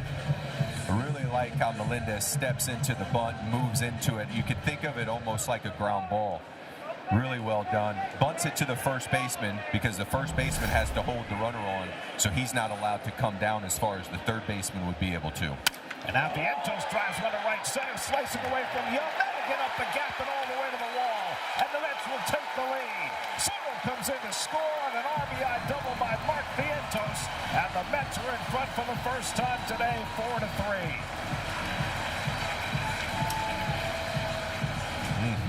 And Mark gets one of those breaking balls that he ends up being able to hammer into the right center field gap to score long. And there's that man, Juan Soto, starting off. Here's the breaking ball, middle. Mark sees it the whole way, gets the barrel to the ball, is able to drive it past Jacob Young, who had no chance at it. Well, Vientos had seen Parker before. He had a home run on his ledger against him, and he wasted no time. First pitch breaking ball, and he drives in the run that puts the Mets in front. And as a teammate, I'll say I love seeing Francisco Lindor top stepping right there with the fellas. Really enjoy that. Really would mean a lot, and did mean a lot to me as a teammate when someone was hurt, but they're out there cheering you on, trying to help you win a ball game. And now, Tyrone Taylor is going to bat for Brett Beatty. With the Mets having taken the lead, they want Taylor in there for defense, and they'll give him the at-bat against the left-hander. Beatty went 0 for 2. And Taylor tries to hold up on that first pitch slider, but went around 0-1. Tyrone started in center field yesterday, went 2 for 4. Parker's going to try to pick, going to try to work the bottom of the zone. If you're Taylor, you just saw Vientos have success getting the ball up in the zone. That's what you want. Get it up by the catcher's mask, up in the zone. Taylor has a home run on his resume against Parker, 2 for 5 with a long ball. He's got 2 home runs this year, both against lefties. That's 3 runs, 4 hits. The Mets 4 runs, 4 hits. It makes Freddie Peralta pitcher of record on the long side. Brooks Raley is up in the bullpen, getting ready to start the 7th inning. Taylor trying to add to the lead. And Tyrone yanks one foul, which took out Tim Leeper in the third base coaching box. Tim barely had time to react. By the way, for MJ Melendez, first career sacrifice. It'll be interesting to find out whether he was doing that on his own. Yeah, that's a really good question. Yeah. That would be nice to find out whether or not Mendoza called that, or he did it on his own.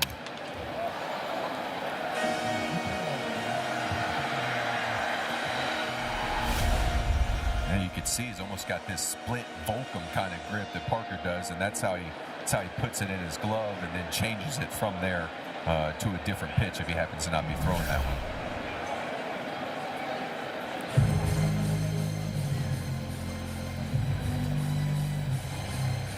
The fear being that if you start with the fastball grip and split to go to the change, then your glove flares. That's the most common one to be able to pick up a tip. Oh, Driven to left field, but Lyle is right there and makes the catch for the second out, and back to second goes Vientos. So the Mets hitting some balls hard in this inning against Parker.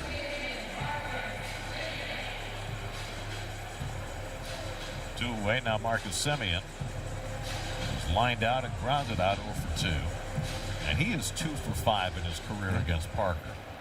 And that's some right-hand hitters with some gaudy numbers against this lefty. He's in his 3rd big league season, first 2 as a starter. Missed away, ball 1. I think I'd be looking for a curveball here for at least to the first strike, maybe until 2. See if you can get a curveball up in the zone, similar area to where Vientos got his.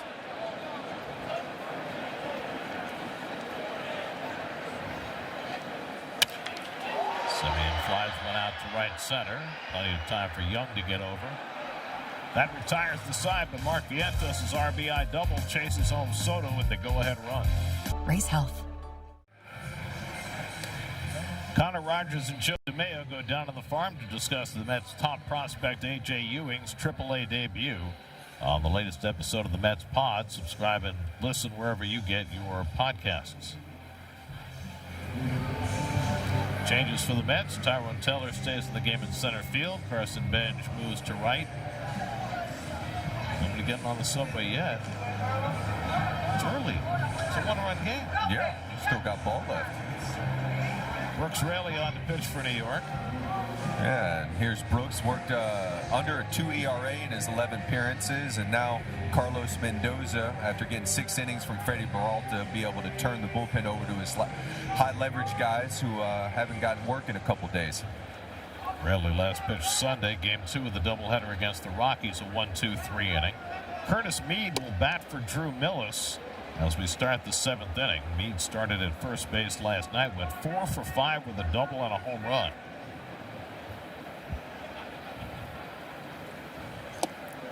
Good sweeper by Raley to get even 1-1. Curtis Mead last night got a curveball right in the middle from Carl Edwards Jr. and was able to send it into the party deck. Is that his 4th hit, that one? I think that was. Yeah. That was his 4th hit. By the way, Carl went 2 2/3 last night, and that cost him his roster spot. He was designated for assignment today. Austin Warren replaces him in the Mets bullpen. Yeah. And Meade skies one to center field, and Taylor handles in under it. 1 out. Interesting lane for Raley. You would have thought that you would have saved him for those tough lefties at the top of the batting order. Yeah, I feel like the alternative, might have been Luke Weaver. Would have gotten the catcher. I don't think they would have taken Millis out, and then Jacob Young. But I think you'll be happy Raley's in there when the next guy walks up. Well, you got Wood on deck. Young takes a strike. I mean, Brooks at this point is not a guy you're going to use for more than 1 inning. Still being awfully careful with him after coming back from Tommy John last year, and he's 37 years old, and he's so valuable. It feels like the Mets coaching staff is saying a lot about the respect they have for James Wood in the on-deck circle, that they're willing to face a couple of righties just to have Brooks ready for Wood.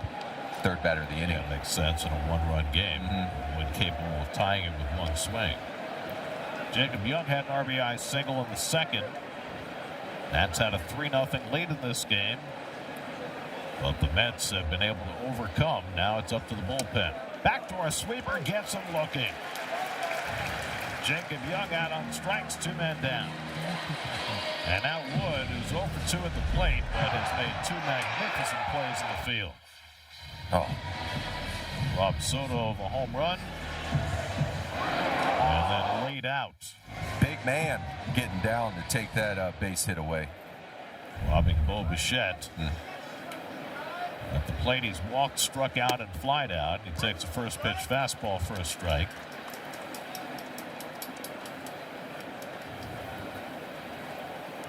Wood is 0 for 2, 2 strikeouts against Raley in his career. Freddie Peralta went 6, allowed 4 hits, 3 runs, only 1 earned, 3 walks, 6 strikeouts, 90 pitches, lowered his ERA to 3.52, and he's now pitcher of record on the long side. And Wood swings and misses at the sweeper, and it's 1-2.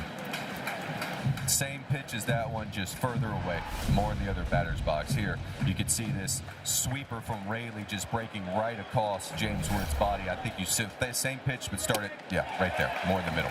Well done. Raley strikes out Wood. A 1-2-3 inning for Brooks with a couple of punch-outs. That gets us to the 7th inning stretch as Raley takes care of Wood, 4-3 men. Saturday. Home 7th inning, Carson Bench leads off against Mitchell Parker, who starts his 3rd inning of relief. Bench was up twice, struck out both times against Miles Michaelis. Torrens and Mauricio to follow the lower third of the Mets batting order. Mets have only had 4 hits in this game, but 2 big ones. A 3-run homer by Melendez to tie it. A run-scoring double by Vientos to get the lead in the 6th. And Bench yanks one, and that's just foul. Just barely missed one down the line. He stayed on Mitchell Parker's breaking ball really well in that 1-0. Like you said, just hooked it a little bit foul, close to being a double down the right field line. Just took out Chad Fairchild, the first base umpire. He got a little smirk on his face. He had to wait a little bit to make his call. Well, first you have to save your life, then you make the call. And now Bench bluffing a bunt with the third baseman playing well back and off the line. It's not a bad idea at all for Bench leading off the inning with his speed. See if Vivas comes in. Yeah, he'll come into the edge of the grass now. And Carson whacks one into right center for a base hit. Nice left on left at bat for Carson Bench. And the Mets have the leadoff man on in the 7th. And we check in with Steve. Guys, Carson Bench has been so much better offensively over the last week or so, and part of that is because of a change to his pre-pitch setup. Take a look at this. When he started the year, he was very open on the left side. Now he's more closed off, and the reason for that is he was having difficulty catching up to the fastball. Too many moving parts in his swing. So by closing off his stance a little bit, got his foot down quicker, and he was on time for the fastball and able to start to do some damage the way we've seen lately. Luis Torrens shows bunt, drops it in front of the plate. Ruiz just into the game, goes to first. I think he might have had a play at second, but Ruiz going safety first. That second sacrifice in the game. This one goes 2-3. Yeah, you're absolutely right. Ruiz comes up, gives a good long look at Carson Bench, but you can see how Carson's speed affects the ball game right here because Ruiz is going to give him a look and thinks the wiser to be able to just take the out at first base. That's just what speed, it just puts pressure on you when you're on the base pass. So a runner in scoring position for Ronnie Mauricio, the second right-handed bat in a row. Takes a slider for a strike. Ronnie struck the ball well out to right center his last time up.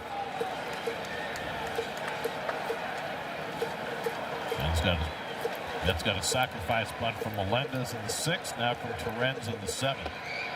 Can't remember the last time the Mets had 2 sacrifices in the first 9 innings of a game. Yeah, you don't see as much of that in today's game. Sacrifice him over, but hats off to Torrens and NJ Melendez for getting the job done, giving an opportunity to the batter behind him with a runner in scoring position. Mauricio at the plate, Bichette on deck, and Mauricio takes it to the right side, and Nunez with a stumbling grab, 2 out, and Benj over to third. Right idea from Ronnie, right idea. Got a curveball away and was trying to shoot it through the 3-4 hole, just unable to get it past the second baseman. So a 2-out RBI chance for Bichette, who was robbed of a hit on a diving play by Wood his last time up. And walked and scored in the 3rd. He's 0 for 2 today. Attacking that first pitch fastball, he fouls it off.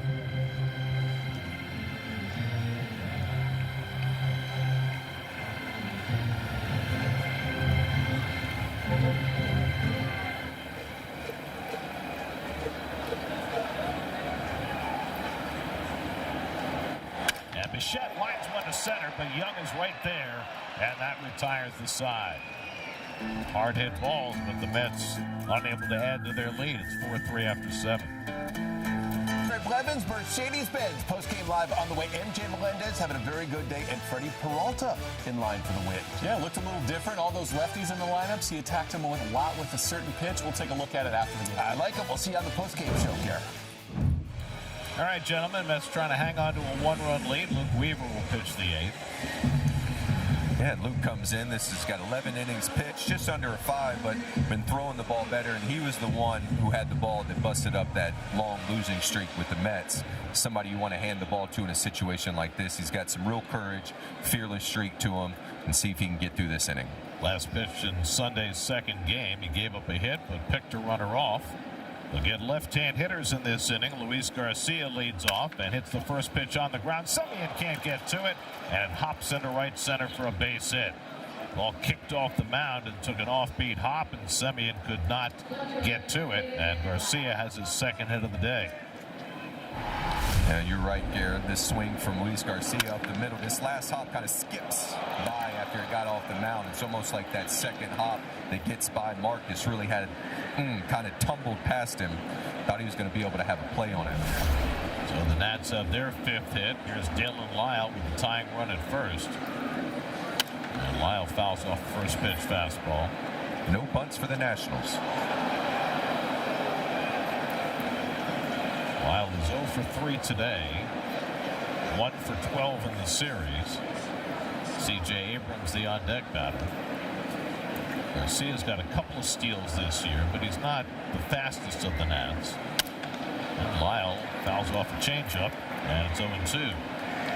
You figure with all the lefties against Weaver that they're going to see a lot of changeups. Yeah, a lot of the pitch he just threw. He'll get a chance right here. See if he can get a swing and miss on a changeup down, or throw it in an area where you might be able to get a 4-6-3, 6-4-3 double play. Raley worked a 1-2-3 7th with a couple of strikeouts. Weaver now ahead on Lyle 0-2. And he gets the ground ball to first. Vientos on target to second. Mauricio to first. Not in time. Lyle just beat it out. Vientos, who made a bad throw to second base on a double play attempt earlier in the week, This time made a perfect throw to second. Yeah, here's Mark, centers it right in the middle of his body, opens up to the inside, good feed to Mauricio. Mauricio takes his time, I think, and decides he wants to get a little stronger throw as opposed to maybe getting in the air a little bit quicker.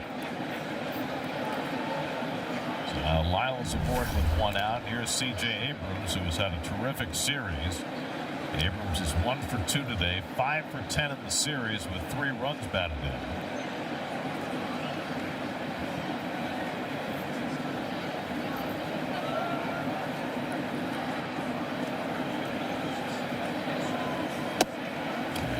Takes a fastball up and away from ball 1.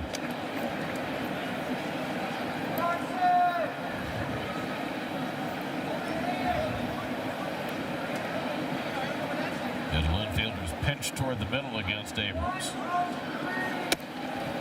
And Weaver falls behind 2-0. Abrams 1 for 3 in his career against Luke Weaver.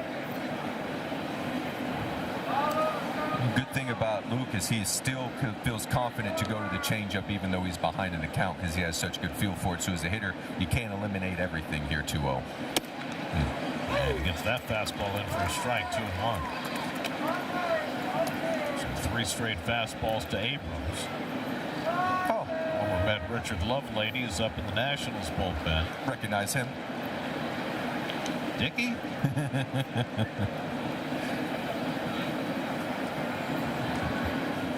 Abrams smacks one to deep right center. Back goes Bench to the warning track at the wall. It's out of here. C.J. Abrams flips this game with a 2-run homer, his 8th of the year, and the Nats go in front 5-4. Abrams having himself a monster series at Citi Field. After 3 straight fastballs, he got a changeup and he put it in orbit.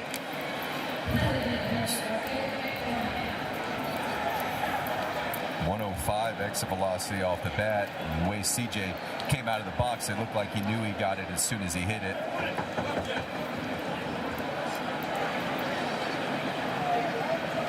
Second home run allowed by Weaver this season. Here's a swing from Abrams. You could see it's a changeup. It's further up in the zone than he wants. Catches way too much plate. Yeah, and he knows when he hits it. I think Luke knows as well, too. Weaver's trying to throw the same changeup that he was able to get the 3-6 out on Lyle. That one he just left in the middle of the plate, further up in the zone, and it ends up being closer to a BP fastball for C.J. Abrams to hit. Abrams now 6 for 11 in this series with 5 runs driven in. So Tana swings over the changeup and it's 1-2. Well, the Mets are going to have to fight uphill again. They came from 3-0 down to take the lead. 6 strong innings from Peralta, 1-2-3-7 from Raleigh. But Weaver gives up the 2-run homer to Abrams, and now the Mets are down a run.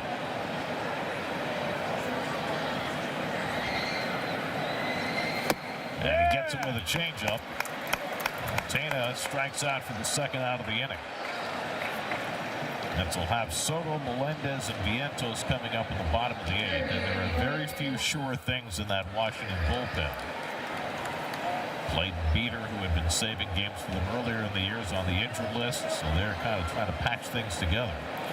It looks like Lovelady is going to come in to start the bottom of the 8th. It's Vivas. He flies one out to left. Should be easy for Melendez.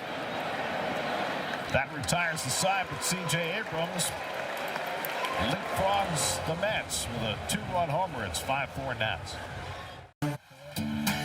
Hey kids, you can join us in the booth to call half an inning of a Mets game on SNY. Parents, scan the code and submit your child's video for a chance to win the 2026 SNY Kidcaster contest presented by HSS.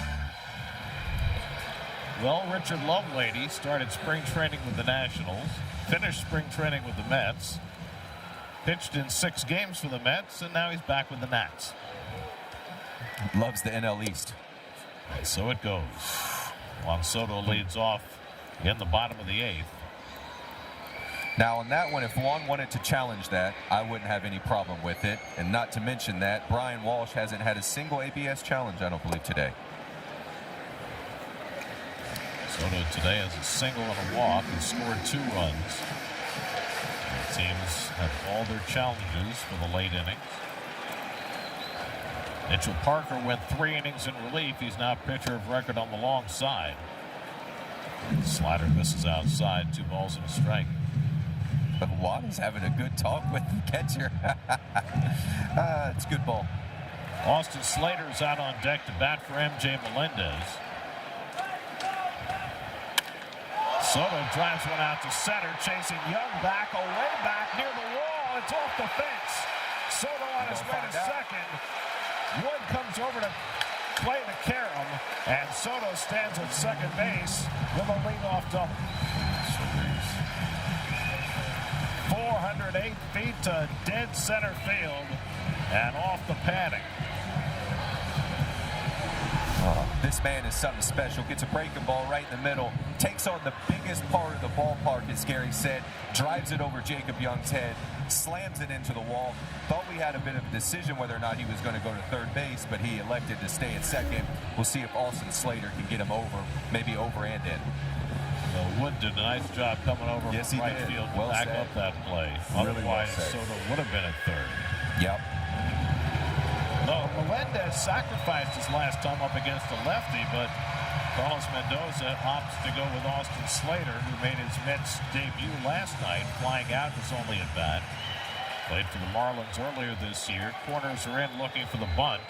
Mark Vientos on deck. Tying run at second, nobody out. And Slater set to swing and takes a fastball inside.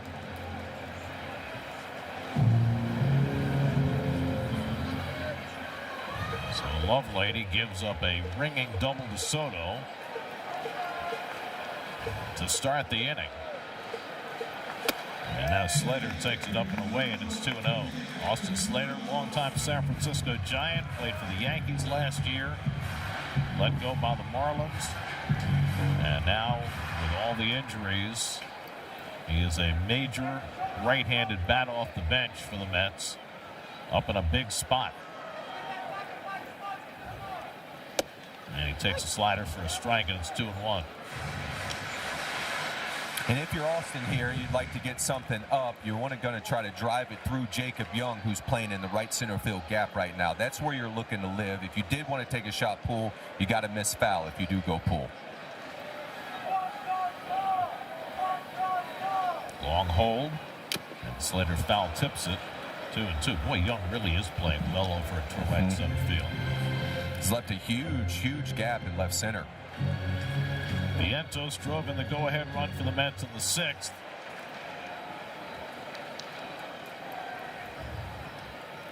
Slater on 2-2, grounds one to short, and Soto will have to hold as Abrams throws out Slater for the first out. So Slater unable to move the runner.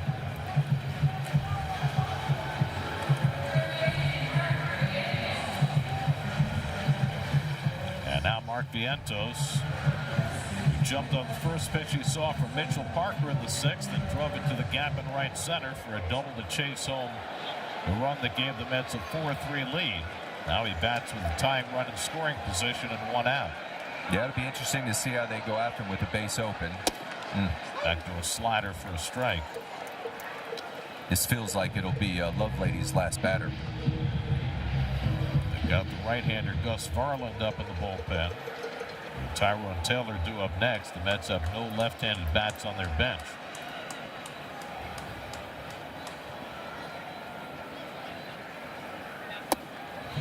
Got the slider again, and it missed. A ball and a strike.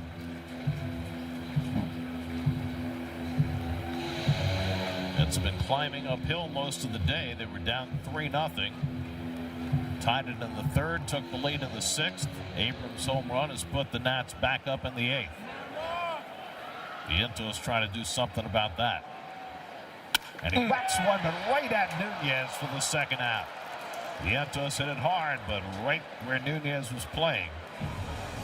And Soto is stuck at second with 2 down.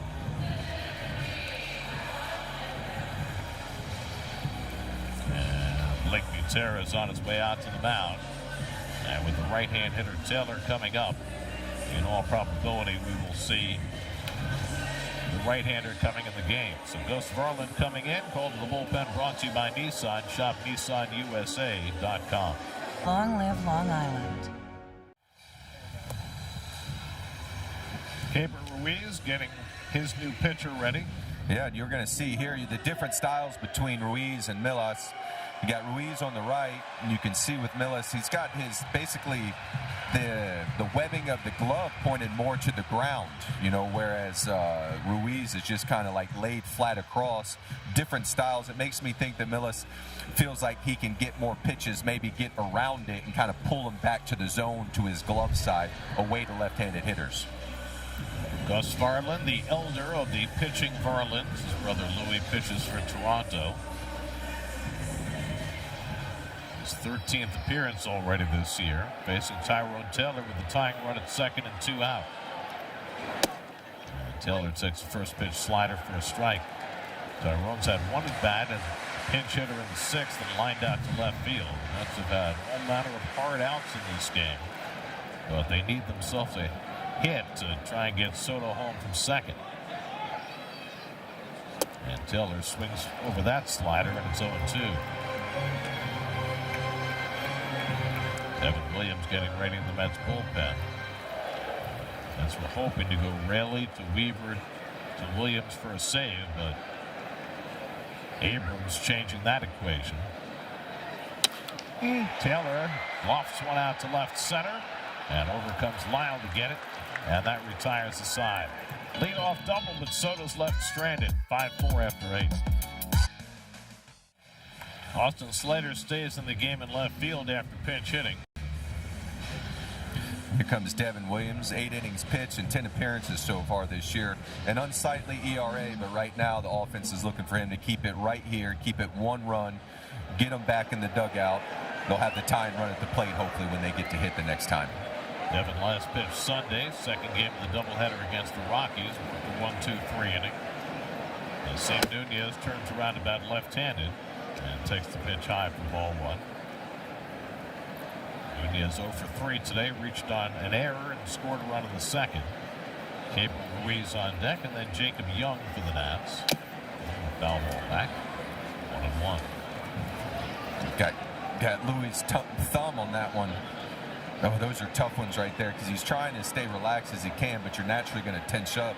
And when it foul tips and gets your thumb, it jams it.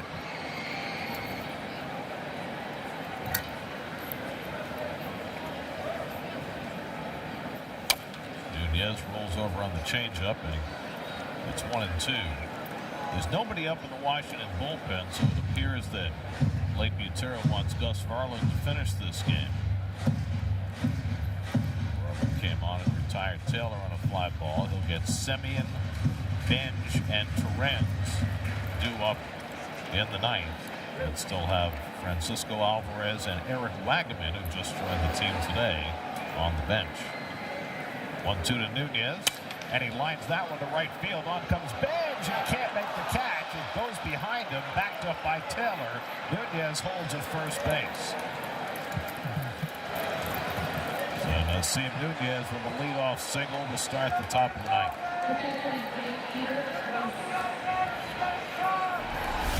And Nunez gets a changeup down to the zone, not as far down as Williams would like. He's able to scoop it over Simeon's head. Here comes Carson Benj laying out, full effort to try to get there, but it was a ball he was never going to be able to catch. Just dipping and diving too far in front of him to lead the inning off with a base hit for Nunez. Good backup as well by Tyrone Taylor to keep Nunez off second base.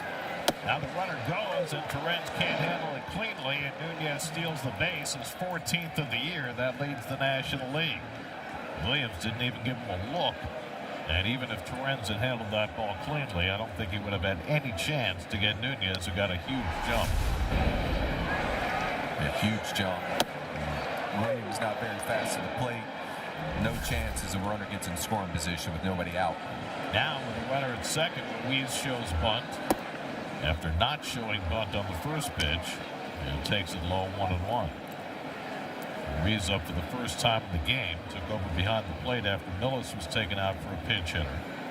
Ruiz went 0 for 5 yesterday. The only Nat who did not reach base in their 15-hit attack. And takes the fastball inside, and a challenge by Alvarez. First challenge of the game for either side. I like it as a strike. And you are correct, sir. ABS powered by T-Mobile. So that turns 2-1 into 1-2.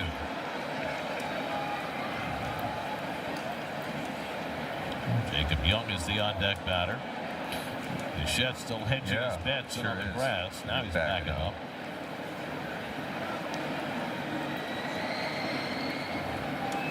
And Ruiz skies one to right. Bench has to drift back. Tagging at second is Nunez, and he'll be able to go to third.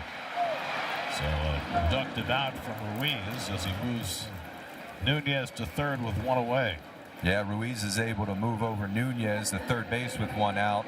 And it shows the inability of the Mets to do the same thing last inning. So now the Nationals get a chance with a deep fly ball to be able to score a run and extend the lead. Really have to watch out for the squeeze here. Young loves to bunt, and Nunez has great speed at third. Infield is in. Vientos even further in at first base. And Young looking to drop down a bunt. Safety squeeze. He missed it. 0-1.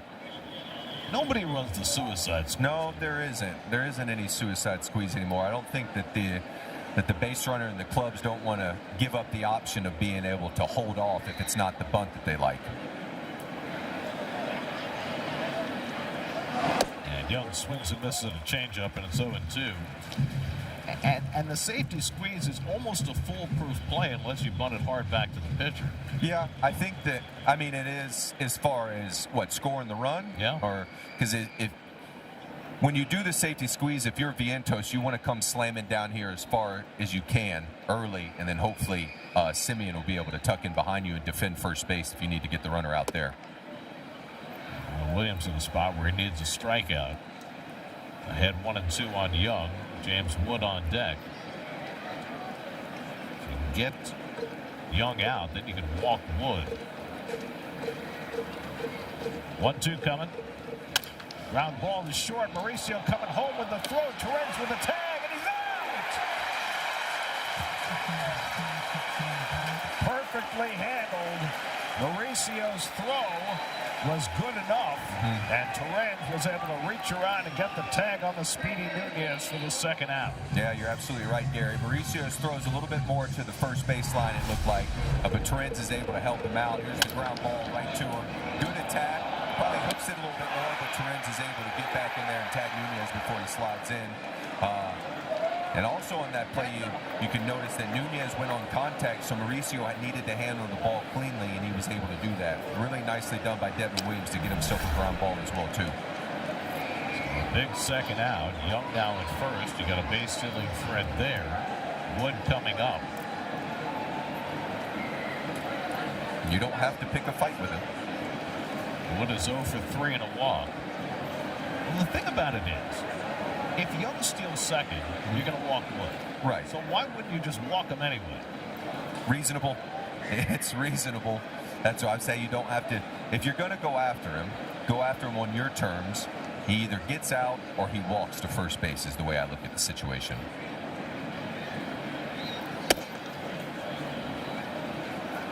Wood is 0 for 3 in this game. He walked to lead off the ball game. He struck out twice, but he's made his impact with his defense. Robbing Soto of a home run, robbing Bichette of an extra base hit. There goes Young. Torrens with a throw right on the money, and he got it. Do not run on this cat. Side retired. That wasn't even close. I mean, look at this come out of like a cannon.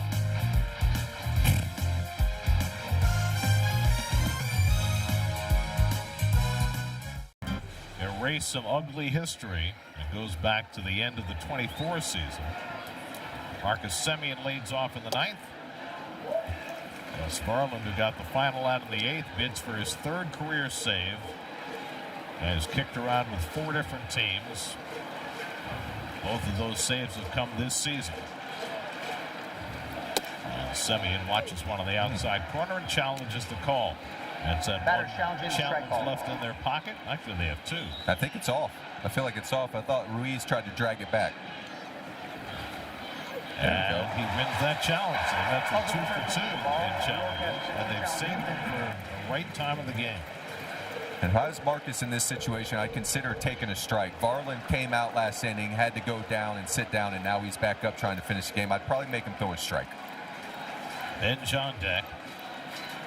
Semien swings and misses at a slider.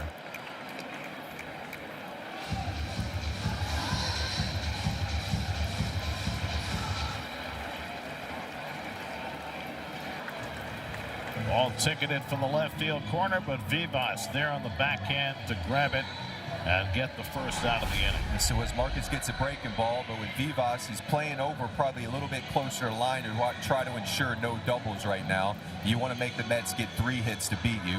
And so since he hits it low, he's able to handle it, throw Marcus out at first base. Semien got one by Vivas in the first game of the series that proved to be pivotal, but not this time.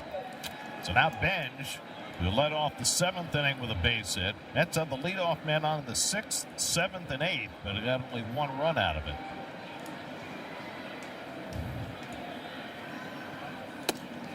Carson takes it high, and again, Varland behind 2-0, and now Benj has to be a little bit more disciplined than Semien was on 2-0.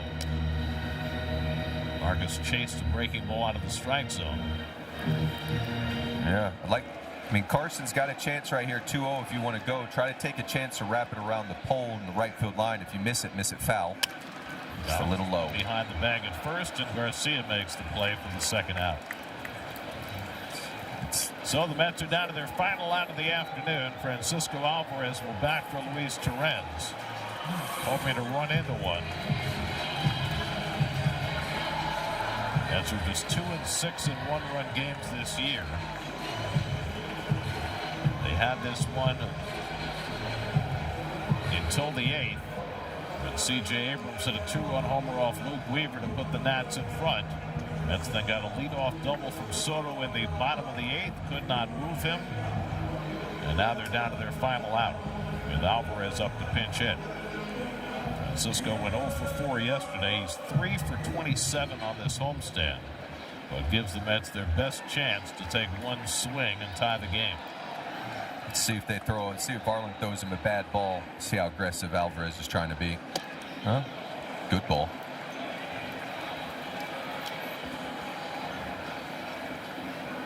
Alvarez had his first ever pinch hit on Sunday against the Rockies after a career 0 for 28 stretch as a pinch hitter. Plays off the slider, a ball and a strike. If Alvarez can keep it going, Ronnie Mauricio would be next. Mauricio's already had a walk-off hit this year. Alvarez trying to give him a chance. And that slider misses down. 2 balls and a strike. Alvarez showing some patience. It is a really good take. That was a strike for a long time out of Varland's hands. Really nice take by Francisco.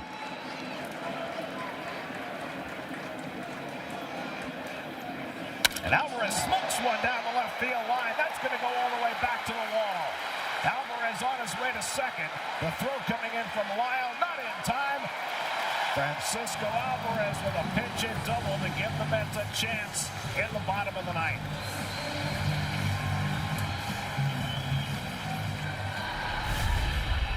Alvarez looked to be seeing the ball well. Gets a fastball right in the middle of the plate, 2-1 after taking a tough breaking ball to pitch before. Slams it in the left field corner to get himself in scoring position. Ronnie Mauricio a chance to tie it up or walk him off. 110 miles an hour off the bat. And now Mauricio, who has as much power as anybody on this team. Get a good pitch to hit. Get a good pitch to hit. He'll be batting from the left side, his better side. That's about 2 walk-offs this year, and Mauricio has one of the 2. Ronnie's 0 for 3 today, 1 for 11 in this series. Can't run for Alvarez because you need a catcher if you go to the 10th. Outfield shortens up just a little bit. Mauricio takes a first pitch fastball for a strike. That might be one he'd like to have back. Yeah. Makes you wonder if whether or not he was going to just take one to settle into the at-bat, because that was a good pitch to hit. They've been breaking ball him to death in this series. Another fastball. That one's off the plate, and it's 1-1.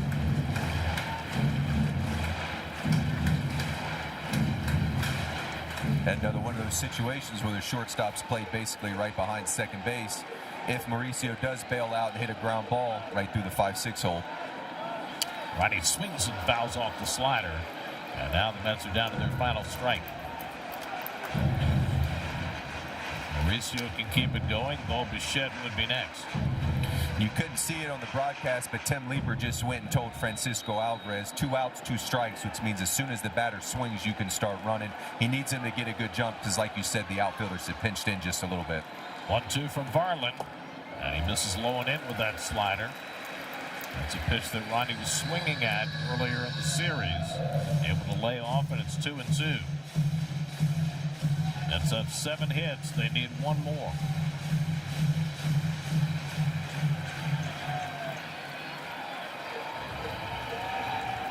Two. Release that slider. Stay in the at-bat. Yeah, Varland really trying to get that breaking ball underneath of Mauricio's back foot for the swing and miss. See if he can get it underneath his barrel. But Mauricio doing a good job fouling it off, living to fight to the next pitch.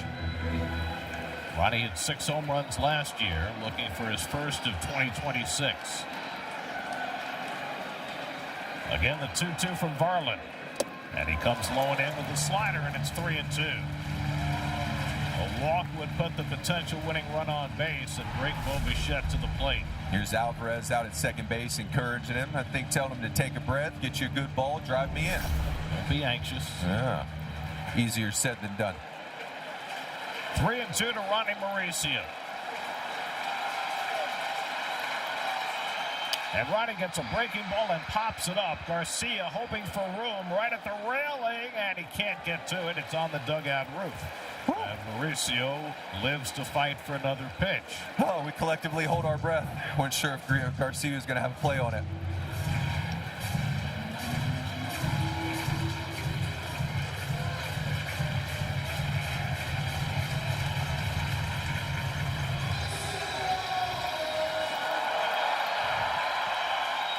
Pitch of the at-bat from Varland to Mauricio. And he struck him out with a slider, and the Nats take the rubber game of the series. C.J. Abrams with the go-ahead home run in the 8th, and the Mets have lost for the 17th time in their last 20 games as the Nats beat the Mets 5-4. Yeah, had an opportunity with Soto hitting the double in the 8th inning. Unable to get him to third base or drive him in. Here's another breaking ball. Varland was trying to go there the whole time. Got it down enough. Mauricio was unable to foul it off to stay in the at-bat. And that's a well-earned save from Varland, getting 4 outs on an up-down coming out in the 9th inning, and to work around the 2-out double. The Mets finish off a 9-game homestand going 3-6. And now they're staring at a 9-game road trip that starts in Anaheim tomorrow night. The improved Nats now just 2 games under 500 after taking 2 out of 3 from New York. There's your game summary. Freddie Peralta pitched well, but Luke Weaver gave up the 2-run homer to Abrams in the 8th. Abrams had a great series, going 6 for 11 in the 3 games and driving in 5 runs. And he was the difference maker today. So was James Wood, who robbed Soto of a home run, as the Nats win this one 5-4 to take 2 out of 3 in the series. New York Mets baseball on SNY is brought to you by Genesis. Discover the award-winning lineup of Genesis SUVs and sedans at your local tri-state Genesis retailer. By Citizens, make sense of your money with Citizens. By Tunnel to Towers, donate $11 a month and amplify your impact with a car or land donation at T2T.org. And by your local Honda dealers, contact your local Honda dealer today.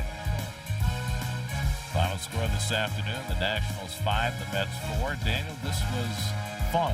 Well, thank you. I appreciate it. Thanks for sharing your birthday with me and your booth. Would have liked to have seen it be a little bit better homestand, flip it around. But out west you go and just try to win the next pitch as best you can, win the next game. We'll see you again later in the season, I hope. Gary.